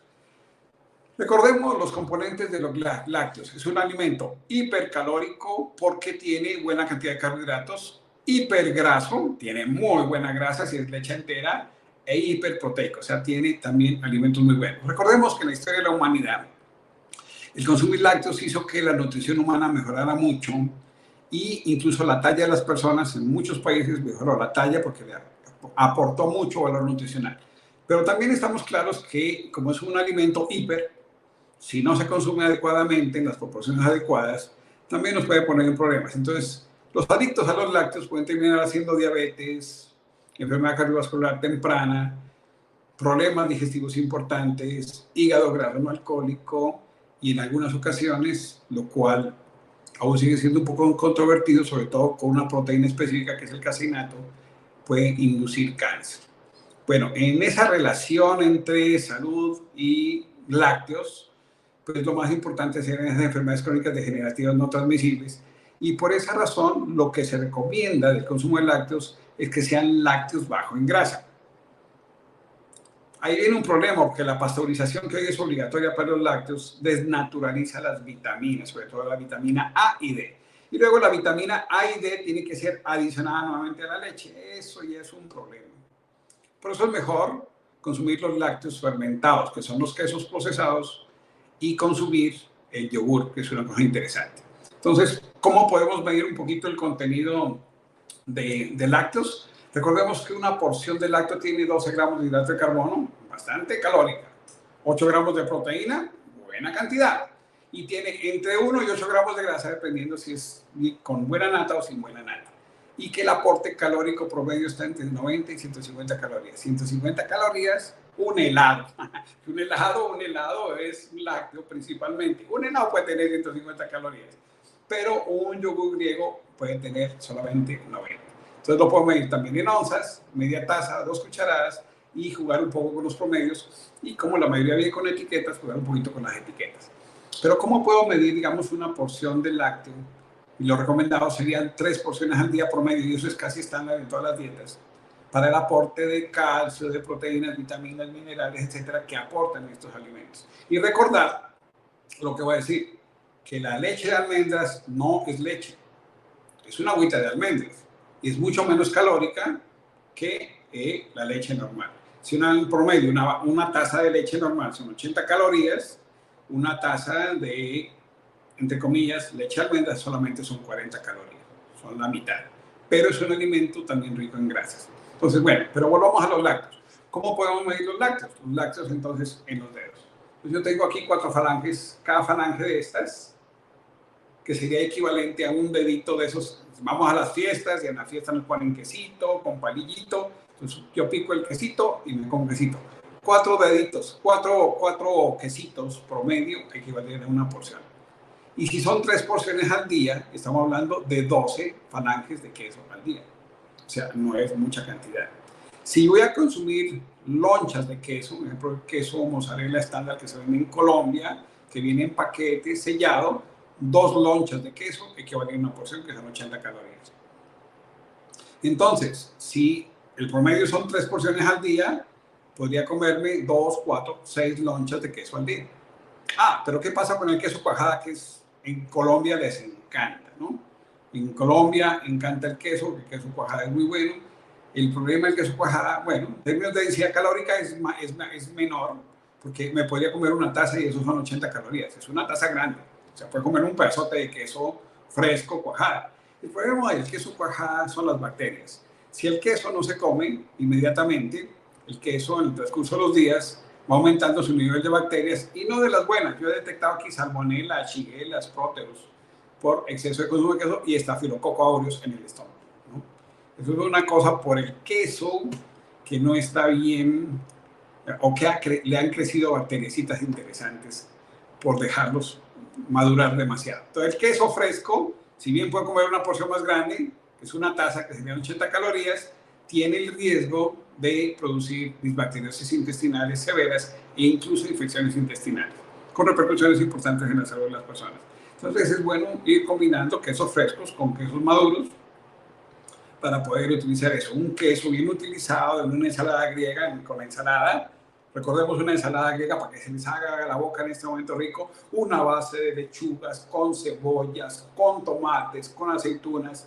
Arriba lleva aceitito de oliva, vinagre de vino, vinagre balsámico, un pedacito de queso feta y orégano y sal. Ahí tiene una ensalada griega como la aprendí a hacer en Atenas hace muchos años, cuando trabajé con el Comité Olímpico.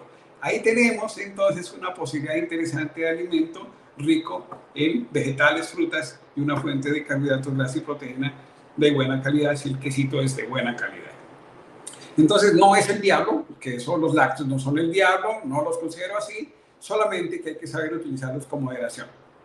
Hay gente adicta a los lácteos, y aquí llegan con la fascia láctea y costra láctea y la toxicidad que genera el lácteo cuando se consume en demasía, ¿no? Y sí es claro que en algunos sectores de Colombia, por ejemplo, donde se utilizan como fuente alimentaria el suero y el queso en gran proporción, hay una buena proporción de cáncer, ¿no? Eso me ocurrió viendo muchos pacientes en la costa atlántica porque el consumo de queso es exagerado, ¿no? Allá no te venden el queso por pedacitos, te venden bloques de queso, ¿no? Bloques de queso gigantes. Entonces, ojo con el consumo de queso, si se consume moderadamente y con otros alimentos puede ser interesante también como fuente alimentaria. Yo pienso que una pizza sin queso no es pizza, pero una pizza puede ser vegetariana. Y una pizza bien hecha, si se consume la condición, la cantidad adecuada, pues es un alimento para disfrutar y de buena calidad. Aunque la pizza es bien calórica. Vamos a ver algunos ejemplos importantes para la pizza es calórica. Aquí comparemos, miren, por ejemplo, un quesito con un yogur griego. Entonces, mientras el quesito, una onza, tiene 99 calorías, recuerden que el promedio que dijimos era 80 calorías, una onza, que sería más o menos 2 cucharadas bien grandes de queso, de yogur griego, solamente tiene 33 calorías. Por eso es que a la gente le ha gustado mucho el tema del yogur griego, un poquito menos calórico, pero miren las etiquetas, porque la calidad del yogur es importante y que el fabricante aporte esta información nutricional que puede contribuirles a mejorar su calidad alimentaria. Entonces miren que mientras una porción de queso aporta el 4%, de la necesidad calórica diaria, el yogur griego solamente el 1%. Entonces, es interesante. Bueno, grasas. Aquí también hay una controversia muy grande sobre los tipos de grasas, sobre la dieta cetogénica, porque aparentemente comer grasas ya no es tan pecado como antes. Hoy sabemos que la grasa es importante en el metabolismo oxidativo, que es la principal fuente de energía en el metabolismo oxidativo, y que por lo tanto el aporte de grasas es importante. Pero sí hay una diferencia, y sigue habiendo una diferencia muy importante entre grasas de origen saturado y grasas de origen con dobles enlaces poliinsaturados. Pienso que el aceite que sigue siendo el rey sigue siendo el aceite de oliva, por muchas razones, por sabor, por calidad, por muchas razones y sobre todo por la capacidad antioxidante que tiene y por los efectos de la salud. Está en la lista de los alimentos anti-envejecimiento también. Entonces, por eso me parece importante tener en cuenta. Entonces, una porción estándar de grasa son 5 gramos. Eso es una cucharilla chiquitica, esas de tinto, pues, ¿no? Las chiquiticas. Y eso equivale más o menos a 45 calorías. O sea que, ojo con las grasas. No, pero es que ahora hay grasas de cadena corta, hay grasas de cadena media y hay grasas de cadena larga. Sí, y las podemos utilizar en nuestra alimentación de manera espectacular. Ácido acético o vinagre es grasa de cadena corta. Alguien me hizo una pregunta la vez pasada y yo pues no me extendí, pero pienso que le debo esta respuesta a la persona que me hizo esa pregunta, que fue una doctora de El Salvador. Y es que las grasas de cadena corta aportan al ejercicio, no, en términos de calorías no, pero la grasa le aporta sabor a la ensalada. Y esas grasas de cadena corta, por ejemplo, que provienen de los vinagres, es excepcional para mejorar la calidad alimentaria, para matar el Helicobacter pylori. Recuerden que son ácidos grasos, y ese pH también ayuda a mejorar la función estomacal. Pero en términos calóricos no aportan mucho en términos de energía, porque el aporte calórico de un vinagre realmente es muy pequeño. Entonces pasemos a las grasas de cadena media. Ah, ok, interesante. ¿Por qué son interesantes? Porque las grasas de cadena media no se absorben como la grasa convencional, que necesita de las sales biliares, que necesita emulsionarse, y eso lo hace a través de las sales biliares. Emulsionarse significa que la gotita de grasa que está en el intestino es rodeada de moleculitas de agua para poder absorberse al intestino, entrar a la circulación portal y ser llevadas al sistema a través del quilo de la linfa y entonces a través del tubo torácico llegar al corazón, y las grasas que vienen de la linfa mezclarse con el sistema. Las grasas de cadena media se obvian este paso y entran directamente en la circulación portal y ayudan. Entonces se ha vuelto muy famoso el aceite de coco, que tiene algunos ácidos grasos, que son de cadena media, igual que los lácteos. Ojo, los lácteos también tienen algunos ácidos grasos de cadena media, por ejemplo el claro. Y entonces estos ácidos grasos podrían ser un aporte interesante para la energía, pero recordemos que a pesar de que hubo mucha euforia con el tema del aceite de coco, que tenía algunas grasas de cadena media, sigue siendo grasa saturada. Y la grasa saturada tiene un problema grande, y es que cuando ya la grasa se absorbe en el organismo, tiene que ir por un filtro que es el hígado.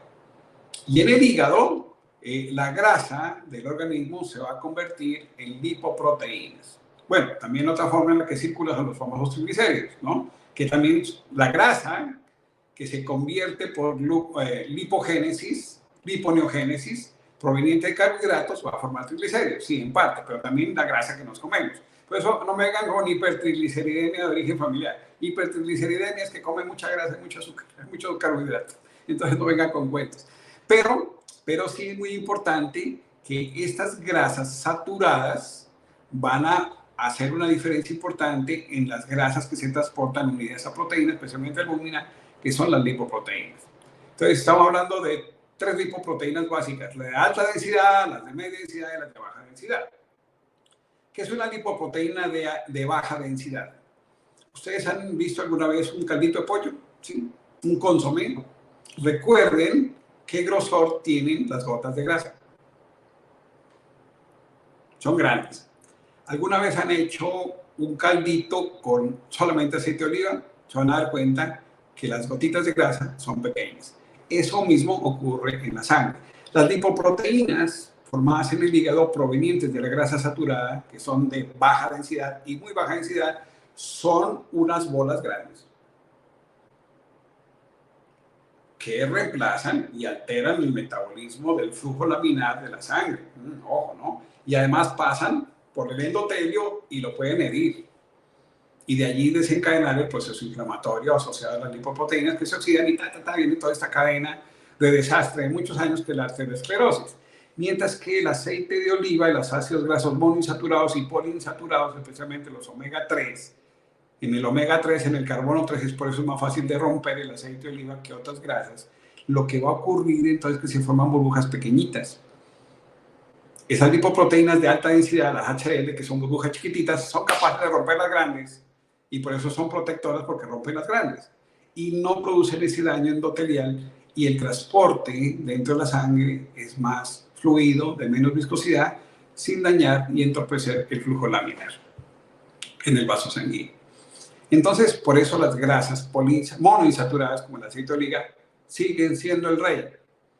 Ok, podemos utilizar ácido oleico y linoleico y ácido araquidónico, por ejemplo, que vienen en la mantequilla, o utilizar ácidos grasos de cadena media que están presentes en el aceite de coco, pero recordar que deben usarse en pequeña cantidad. Si usted reemplaza el aceite de oliva por aceite de coco, le garantizo arteriosclerosis a mediano plazo. Pero si usted consume grasas mezcladitas, va a tener un control interesante sobre su inflamación y, sobre todo, una disminución importante del riesgo cardiovascular. Por lo tanto, los aceites como el aceite de oliva, principalmente el aceite de canola, aunque eso también tiene ciertas controversias, no me voy a meter ahorita en ese tema tan grueso, pero estos aceites líquidos son los que favorecen básicamente la alimentación. El aceite de aguacate es otro aceite interesante y por eso comer aguacate es tan interesante como fruto. Un aguacatico lo podemos ver, una porción sería medio aguacate, suficiente para que tengamos las calorías y los ácidos grasos necesarios para mantener buena salud. Entonces, en resumen, cucharilla chiquitita, ¿no? Y nos dan básicamente 45 calorías. Mídanse en la cantidad, no exageren en la cantidad, pero recuerden que las grasas son las que le dan el sabor a los alimentos. Entonces hay que saber utilizar en la cocina las grasas para poderle sacar el jugo a los alimentos que tienen calidad. Muy bien, entonces aquí vamos a comparar almendras, porque esto es importante. El grupo de las almendras, maní, avellanas, nueces, a pesar de que no todas son oleaginosas y algunas son frijoles, como el maní, pues se catalogan aquí y son productos altamente grasos, O sea, hacen parte del grupo de las grasas. Entonces hay que tenerlos en cuenta también la calidad. Aquí comparamos entonces las nueces con el aceite de oliva y la manteca de cerdo. Entonces miren, por ejemplo, las almendras tostadas, 100 gramos, que sería más o menos un puño, un poquito más de un puño. Recuerden que una porción promedio son 30 gramos, perdón, entonces 100 gramos son 3 puños. Esto sería una porción 28 gramos. Cuando ustedes compraron un paquete de maní en la calle estándar, marca colombiana, maní no sé cosa, entonces tienen más o menos 28 gramos y los 28 gramos tienen entonces una onza, que es el promedio estándar de calorías. Si me como 3 bolsas de esas, estoy comiéndome 628 calorías, que es lo recomendado de este tipo de alimento todos los días. Y veamos, por ejemplo, el aceite de oliva. Una porción de aceite de oliva, que es una cucharada sopera, tendría 119 calorías por porción. Entonces, la diferencia en estos está en la calidad de los ácidos grasos. El aceite de oliva en el centro, como un ácido graso monoinsaturado, en el omega 3 principalmente. Las nueces también tienen una buena cantidad mixta de ácidos grasos omega 3, omega 6, omega 9, y desafortunadamente pues el cerdo también tiene omega 3 o 6, omega 9, pero al ser una grasa principalmente saturada, tiene dificultades en el metabolismo y produce, por lo tanto, el exceso de grasa saturada no solamente afecta a nivel circulatorio, sino también aguas abajo en la mitocondria, porque la producción de acetil-CoA a partir de grasas saturadas va a ser más difícil y por lo tanto también producen bloqueos en el metabolismo, y eso es lo que se manifiesta aguas arriba como síndrome metabólico. Entonces, pues bueno, fíjense que calorías o no, pues yo pienso que hay que saber es utilizar la estrategia para construir ese valor entre la calidad y la cantidad. Entonces, si bien volvemos al plato saludable, este es un modelo por ejemplo hecho en Puerto Rico, listo, miren las frutas, miren los vegetales. Si vemos el mismo plato de Harvard, la proporción de vegetales es más grande que la de frutas, la proporción de harinosos, pues es esta proporción también importante, y la proporción de proteínas esta, ¿no? Más agua, y recomiendan algunos, ¿no? El plato estándar del Choose My Press del gobierno de Estados Unidos, lácteos. Para Harvard, otro tipo de líquidos. Y vemos aquí, por ejemplo, un plato vegetariano, ¿no? Un plato vegetariano, entonces, porción de frutas, hortalizas, cereales y leguminosas. Pero tenemos otras propuestas, como por ejemplo la dieta antiinflamatoria. En esta me va a caer un poquito más porque esta dieta es muy interesante, porque dependiendo de la calidad alimentaria tengo más o menos inflamación. Todos los alimentos menos inflamatorios son definitivamente las verduras y las frutas, que tienen incluso efectos antiinflamatorios. Recordemos una cosa muy simple. Las verduras, por ejemplo la lechuga, tiene ácido acetilsalicílico y por lo tanto es antiinflamatorio. Claro, hay algunas personas que hacen alergia al ácido acetilsalicílico y hay un síndrome de rinitis asociado al problema de consumir vegetales y al ácido acetilsalicílico que viene en los vegetales. Pero en promedio esto es lo que debería ser la base de la alimentación de una persona, principalmente vegetales y frutas. Luego estarían algunas fuentes de carbohidrato y proteína, pero principalmente las leguminosas, frijol, lenteja, alberja, garbanzo, bien preparados es la clave y mezclados para que aumente el valor biológico, pasta al dente y todo lo que sean granos enteros, arroz, trigo, avena, cebada, etcétera, etcétera, con moderación y teniendo en cuenta la necesidad calórica y el gasto calórico de cada uno. Entonces, un atleta puede comer más, una persona gordis y que tenga un metabolismo en el cual no hay demasiado gasto calórico en la actividad, pues debe comer menos cantidad, pero nunca menos de 4 porciones. Entonces, grasas saludables, aceite de oliva, almendras, nueces, avellanas, aguacatico, etc. Pescado como fuente de proteína y cárnica interesante. La tendencia anti-envejecimiento, sobre todo propuesta en Harvard por David Sinclair, lleva hacia una dieta más pescatariana, ¿no? O sea, muchos vegetales y fuentes de proteína, principalmente de peces, ¿no? Alimentos ricos en soya, también la soya, ¿no? Que eso es un problema. Bueno, el tofu de soya es una muy buena fuente de proteína y de calcio, y que eso tiene hormonas. Bueno, nadie ha demostrado cambiar su estructura biológica por comer isoflavonas de soya. Es un poco controversial el tema. Clínicamente no han servido mucho para mejorar muchas condiciones que esperábamos mejoraran con las isoflavonas de soya, entonces no hay problema. Para Andrew Weil, aquí es lo interesante y la relación que tiene con Colombia. Él vino al Alto Putumayo, a Sibundoy y a San Francisco a estudiar hongos del Putumayo como fuente alimentaria y, bueno, otras cositas relacionadas con la mente, ¿no? Pero lo que salió interesante de eso es que los grandes hongos, los shiitakes, los grandes hongos, son potentes inmunoestimulantes. De ahí, por ejemplo, que se vende el ganoderma asociado a café y otras cosas potentes inmunoestimulantes. Entonces, interesantes. Fuentes de proteína diferentes al pescado, etcétera. Andrew Weil recomienda el queso y los huevos.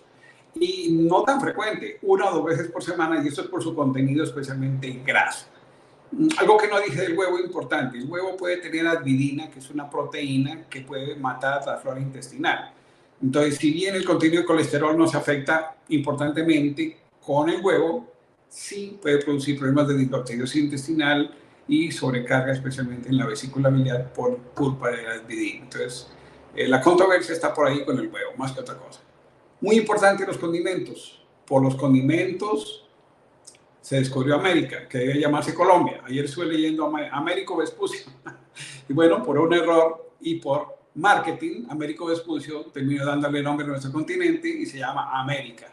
Pero, por ejemplo, la pimienta cayenne, que emula la pimienta que se buscaba en el descubrimiento de América en la India, no es realmente una pimienta, es un pimentón, es un tipo de tomate. Entonces, pero las hierbas, como ese jitomate, es capaz de, por ejemplo, matar el Helicobacter pylori. Por eso, los lugares del mundo donde hay, digamos, problemas en el higiene alimentario son, por ejemplo, Perú, México, utilizan mucho el ají para protegerse precisamente de los bichitos, porque tienen efectos bacteriostáticos. Y yo mato el Helicobacter pylori, me gusta matar el Helicobacter pylori a punta de ají, por ejemplo. Entonces, es uno de mis tratamientos para el Helicobacter pylori.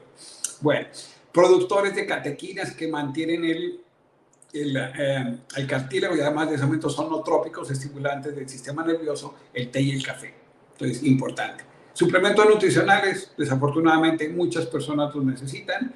Hoy estamos hablando de que sí, hay unos suplementos nutricionales que favorecen el antienvejecimiento. Voy a hablar de algunos de ellos, monoclótido de nicotinamida, que es uno de los más prometedores, quercetina, fisetina, coenzima Q10, etcétera, etcétera, etcétera, que son interesantes tenerlos en cuenta. Muy importante los niveles de vitamina D, muy importante la vitamina C como antioxidante, etcétera. Volvamos un poquito más al alcohol. Recordemos que el alcohol en pequeñas dosis puede ayudar a la longevidad y está asociado a menor riesgo de mortalidad, pero el margen es muy estrecho. Estamos hablando de solamente máximo 2 copas por día.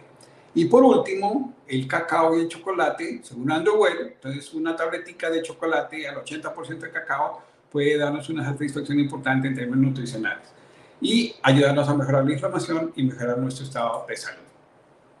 Veamos un poquito hacia atrás en la historia, la pirámide alimentaria descrita por la Clínica Mayo, que se adelantó a todas. ¿Y qué es lo importante de esta pirámide? Miren que la base no son los carbohidratos, sino los vegetales y las frutas. ¿Y por qué traje de recalcar esto otra vez? Porque el error más crítico en la mayoría de las personas es que no comemos suficiente cantidad de vegetales y de frutas. Hemos abandonado las frutas y hemos dejado de comer vegetales. Si comiéramos más cantidad de fibra y vegetales, nuestra posibilidad de enfermar disminuiría notablemente. Y eso es lo más rescatable de esta pirámide alimentaria. Aquí hay otra forma de ver también la alimentación. Entonces, en cada esquina está el alimento puro. Por ejemplo, en esta esquina está el 100% carbohidrato, en este otro punto está 100% proteína y en este otro punto acá arriba está 100% grasa, ¿ya? Entonces miren, por ejemplo, el chocolatico se encuentra entre la grasa y el carbohidrato, más tendiente a la grasa. ¡Ay, qué lindo el aguacate! Está en la mitad entre grasa y carbohidrato. Y los lácteos, miren, los lácteos se encuentran entre la mitad del carbohidrato y la proteína. Y, por ejemplo, los huevos se encuentran en la mitad entre la proteína y la grasa. Entonces, bueno, hay todas estas formas, pero la cosa se complica un poco más, porque en esta variedad, que el objetivo es, entre más variedad, más promiscuidad haya en los alimentos, más posibilidades existe de estar bien nutrido, tiene un problema también ético. Yo, por ejemplo, soy vegetariano y lo mantengo, porque ¿cómo yo estoy promoviendo la carne y que coman carne? Bueno, pues porque obviamente hay factores éticos de respeto a las personas en sus decisiones de comer. Como también a mí me deben respetar mi condición de ser vegetariano por una decisión ética y religiosa.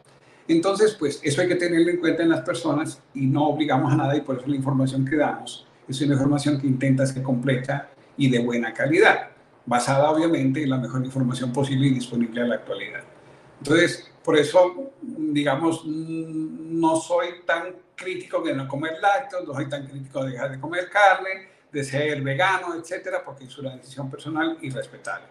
Pero sí tener en cuenta esto, para terminar ya esta conferencia, es el factor ético, que a pesar de que muchos no crean que hay calentamiento global, pues sí, hay un tema ecológico muy complejo y político en este momento en el mundo, que afecta también la alimentación. Entonces, por ejemplo, la carne ha subido. Sí ha subido en parte porque también hay políticas en contra de la carne, porque desafortunadamente la mayor producción del dióxido de carbono no viene de los automóviles ni de las fábricas, sino del cultivo de vacunos.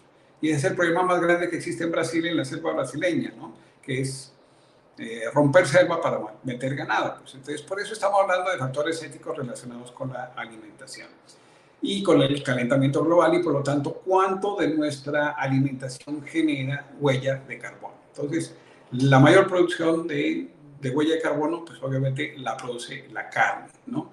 100 gramos al día producen 7.19 toneladas, kilos de CO2 equivalente, en una dieta promedio de 2.000 calorías.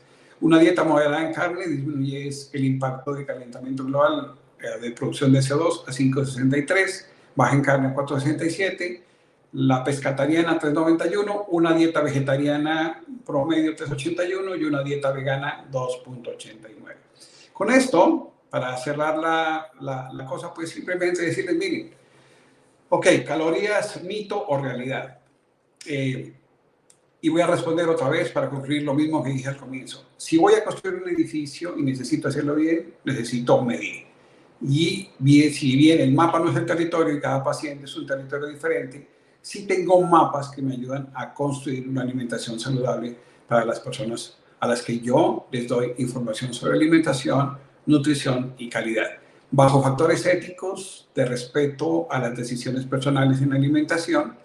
Pienso que además con el tema ecológico podemos hacer algo interesante utilizando toda la información que existe en calidad alimentaria y cantidad alimentaria. Con eso les digo muchas gracias y aquí termino. Así que, José, si estás por ahí. Aquí estoy. Bueno, espero poder haber ayudado hoy a resolver parte de este problema. Como alguien decía aquí, perdón, yo miro. Y por favor, preguntan las que quieran, por favor. Luis Ardila nos decía, los temas de nutrición son muy controversiales, porque como tú lo dijiste en algún momento, hay muchas teorías y lo acabas de decir. Yo no me voy a poner a decirle que se vuelvan veganos o que se vuelvan vegetarianos porque es una decisión muy personal. Exactamente. Es una decisión muy personal. Hay que informarse también técnicamente porque, por ejemplo, esos temas de la cantidad, la gente los ha obviado, se despechan, se desechan. Yo trabajo con ellos diariamente y respeto, digamos, la decisión personal de cada persona de lo que quiera. Aquí llegan todo tipo de religiones, hinduistas, judíos, católicos, cristianos ortodoxos. y a todos hay que respetar en sus condiciones, sus decisiones. No, sí, Pero mi capacidad como terapeuta, respetando esa ética, es darle la mejor guía para que tomen la mejor decisión alimentaria para mejorar su salud. claro, uno le recomienda. A mí me pegan unos regaños a veces también cuando hablamos de esos conceptos, pero sí, lo que nos dice él es muy, sí, siempre generará controversia. Voy a hacerte un recuerdo. Juan Carlos Hoyos te manda a decir, Carlito. Compañero mío de colegio, el Toto peligroso. Sí, te manda a decir, Carlito, saluda a Fabio Jurado que está pendiente. Muy bien, pendiente, excelente, lo llamaré, que es un colega que trabaja aquí en el Valle, en el norte del Valle, excelente. Bueno, hay algo, pues ya estamos, vamos para hora y 45 minutos aquí, no los voy a demorar mucho. Hay algo que siempre la gente le genera duda o confusión. Carga glicémica, índice glicémico. Bueno, pues son medidas laboratoriales, eso es lo primero que hay que tener en cuenta. El índice glicémico mide la velocidad de absorción del azúcar desde el estómago a la sangre. Y con eso pues se clasificaron ciertos alimentos sobre el índice glicémico. Y la carga glicémica se refiere, por ejemplo, a lo que hablábamos de las fresas versus la porción estándar de fruta. Entonces, claro, la carga glicémica de la fresa es menor que la de un mango. Y por eso puedo comer en mayor cantidad. Pero sí hay cosas que tener en cuenta. Pero una dieta o un postre bien hecho, por ejemplo, mi hijo cumplió años y el postre fue así medio light. Tenés un yogur griego mezcladito con unos mangos maduros muy ricos que encontré en Santa Elena, en el mercado de Santa Elena en Cali, y eso complementado con un pedacito de torta de queso. Fue una cosa espectacular, la gente no se esperaba que eso fuera tan interesante y nutricionalmente bueno y relativamente con una carga calórica menor que otro tipo de postre. Bueno, hubo un momento en que estuviste hablando del ají, del tomate y de todo esto, y Sandra Muñoz nos dice, doctor, algunos hablan de la toxicidad de las solanáceas presentes en este tipo de sustancias. ¿Cierto? ¿Hay algún inconveniente en los pacientes con patología inmunológica y el consumo de las solanáceas? No, si se preparan bien. Y el problema está precisamente en algunos tipos de frijoles. Entonces yo lo recalqué mucho y es el tema de la cocción. La cocción destruye esas toxinas que podrían ser importantes en pacientes que tendrían alguna sobrecarga hepática o alguna tendencia de no soportar algún tipo de toxina como esta, porque son hepatotóxicos. Pero la clave está en la cocción. Voy a poner un ejemplo. En Centroamérica se utilizan mucho los frijoles refritos. Me parece una forma espectacular de hacer frijoles porque de cocinarlos tantos no hay ninguna toxina y se aprovecha la mayor cantidad de proteína, de carbohidratos y de grasa que se puede adicionar a ese alimento de tan buena calidad. Igual, por ejemplo, unos garbanzos hechos tajine, espectaculares y bajitos en toxina. La clave está en la preparación. Muchas preguntas, pero todas se fueron respondiendo durante la conferencia. Más claro no se puede. Ahora, lo que sí sé es que cada diapositiva da para una conferencia. Ah, sí, ya sabes cómo yo un poquito denso en mi mente, pero intenté volverla simple, porque si bien hicimos la medida de calorías, de trabajo, vimos las etiquetas alimentarias, estoy seguro que en este momento están pensando diferente sobre las etiquetas alimentarias y sobre la cuantificación de nutrientes. Eso hay que combinarlo con la calidad alimentaria y con la culinaria. Es dietética y culinaria, porque es que esto no se queda aquí. Hay que saber construir platos saludables de buena calidad, de buen sabor, porque la nutrición es también responderle al placer del gusto, del olfato. Un alimento bien bueno, y ya bueno, ¿hemos comido bueno o no hemos comido bueno, José? Pero muy bueno, muy bueno. Interesante, si uno pudiera, ¿no? Si uno pudiera tener el buffet del Hotel 5 Estrellas todos los días, pues sería una cosa espectacular, porque uno decide... No se enfermaba nadie, no se enfermaba. Pero a veces nos toca recurrir, a la pizzita, al sanduchito, estoy de viaje, etcétera, a lo que esté disponible. Pero son trucos simples. Siempre tengan en cuenta comer más vegetales e insistir en comer más vegetales. Frutas, comerlas moderadamente, pero siempre el total calórico que sea siempre un poquito menor. Volvemos al tema de los japoneses, a 3/4. Nunca llenar el buche completo, a 3/4. Y eso garantiza de que usted tenga menos consumo calórico, tenga mejor salud, mejor peso corporal. Bueno, última pregunta. Y nos la hace el doctor Arturo Salcedo. Mi doc, ¿qué pasa con la gliadina de los vegetales crudos? Claro, ese es otro problema, ¿sí? También pueden ser tóxicos, pero también hay un fenómeno hormético con esas sustancias, porque parece ser que si las comemos en pequeña cantidad, fortalecen nuestro sistema. El problema es comerlas en demasiada cantidad. Un truco básico para solucionar el problema, agua caliente. Pasar simplemente por agua caliente algunos vegetales que puedan tener potencialmente este tipo de sustancias. Muy bien. Doctor Carlos Alejandro, gracias mil. Buenísima, buenísima la exposición, sobre todo con mucho fundamento y soporte para todos.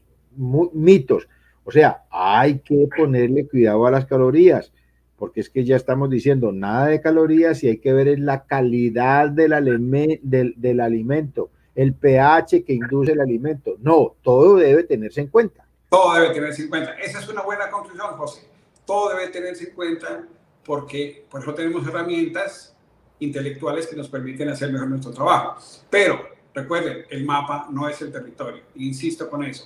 Cada paciente es un mundo diferente y hay que saber abordar a los pacientes en un tema muy delicado, que es meterse con lo que comen y el sabor y lo que les gusta y no les gusta.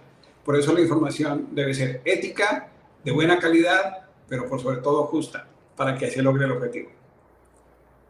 Aquí un comentario del doctor Orlando Prieto. Ese hombre es muy juicioso con los conceptos de alimentación y obesidad y nos manda a decir, gracias, buen tema, felicitaciones. Doctor Carlos Alejandro.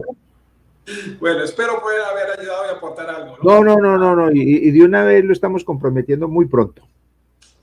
Estoy terminando una conferencia que te prometí sobre inteligencia artificial en medicina, porque es un tema que me gusta mucho. Quiero mostrar mi experiencia con inteligencia artificial. Aquí tengo la máquina atrás que utilizo con inteligencia artificial que me da el diagnóstico. No es un autómata, pero interesante la experiencia que hemos tenido para hacer diagnóstico probabilístico y tratamiento probabilístico de patologías, utilizando una herramienta de origen ruso de inteligencia artificial. Quiero contar toda esa historia de todos estos, desde el año 2004 que ando metido en este cuento, y todo lo que hemos evolucionado para entender un montón de cosas interesantes relacionadas con eso tan increíble que está tan controvertido, que es la inteligencia artificial. ¿Será que la inteligencia artificial reemplazará al médico en algún momento? Es una buena pregunta. Y los pacientes están en ChatGPT preguntándote, ¿no? Ahorita seguramente están preguntando allá ChatGPT, ¿calorías sí o no? A ver si sale algo parecido a lo que yo dije aquí.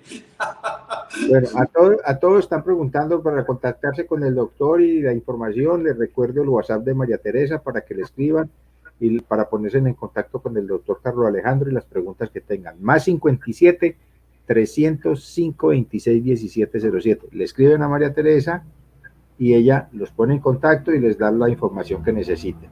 José, me permite publicidad. Yo tengo 2 cursos básicos conmigo para médicos, fisioterapeutas, entrenadores.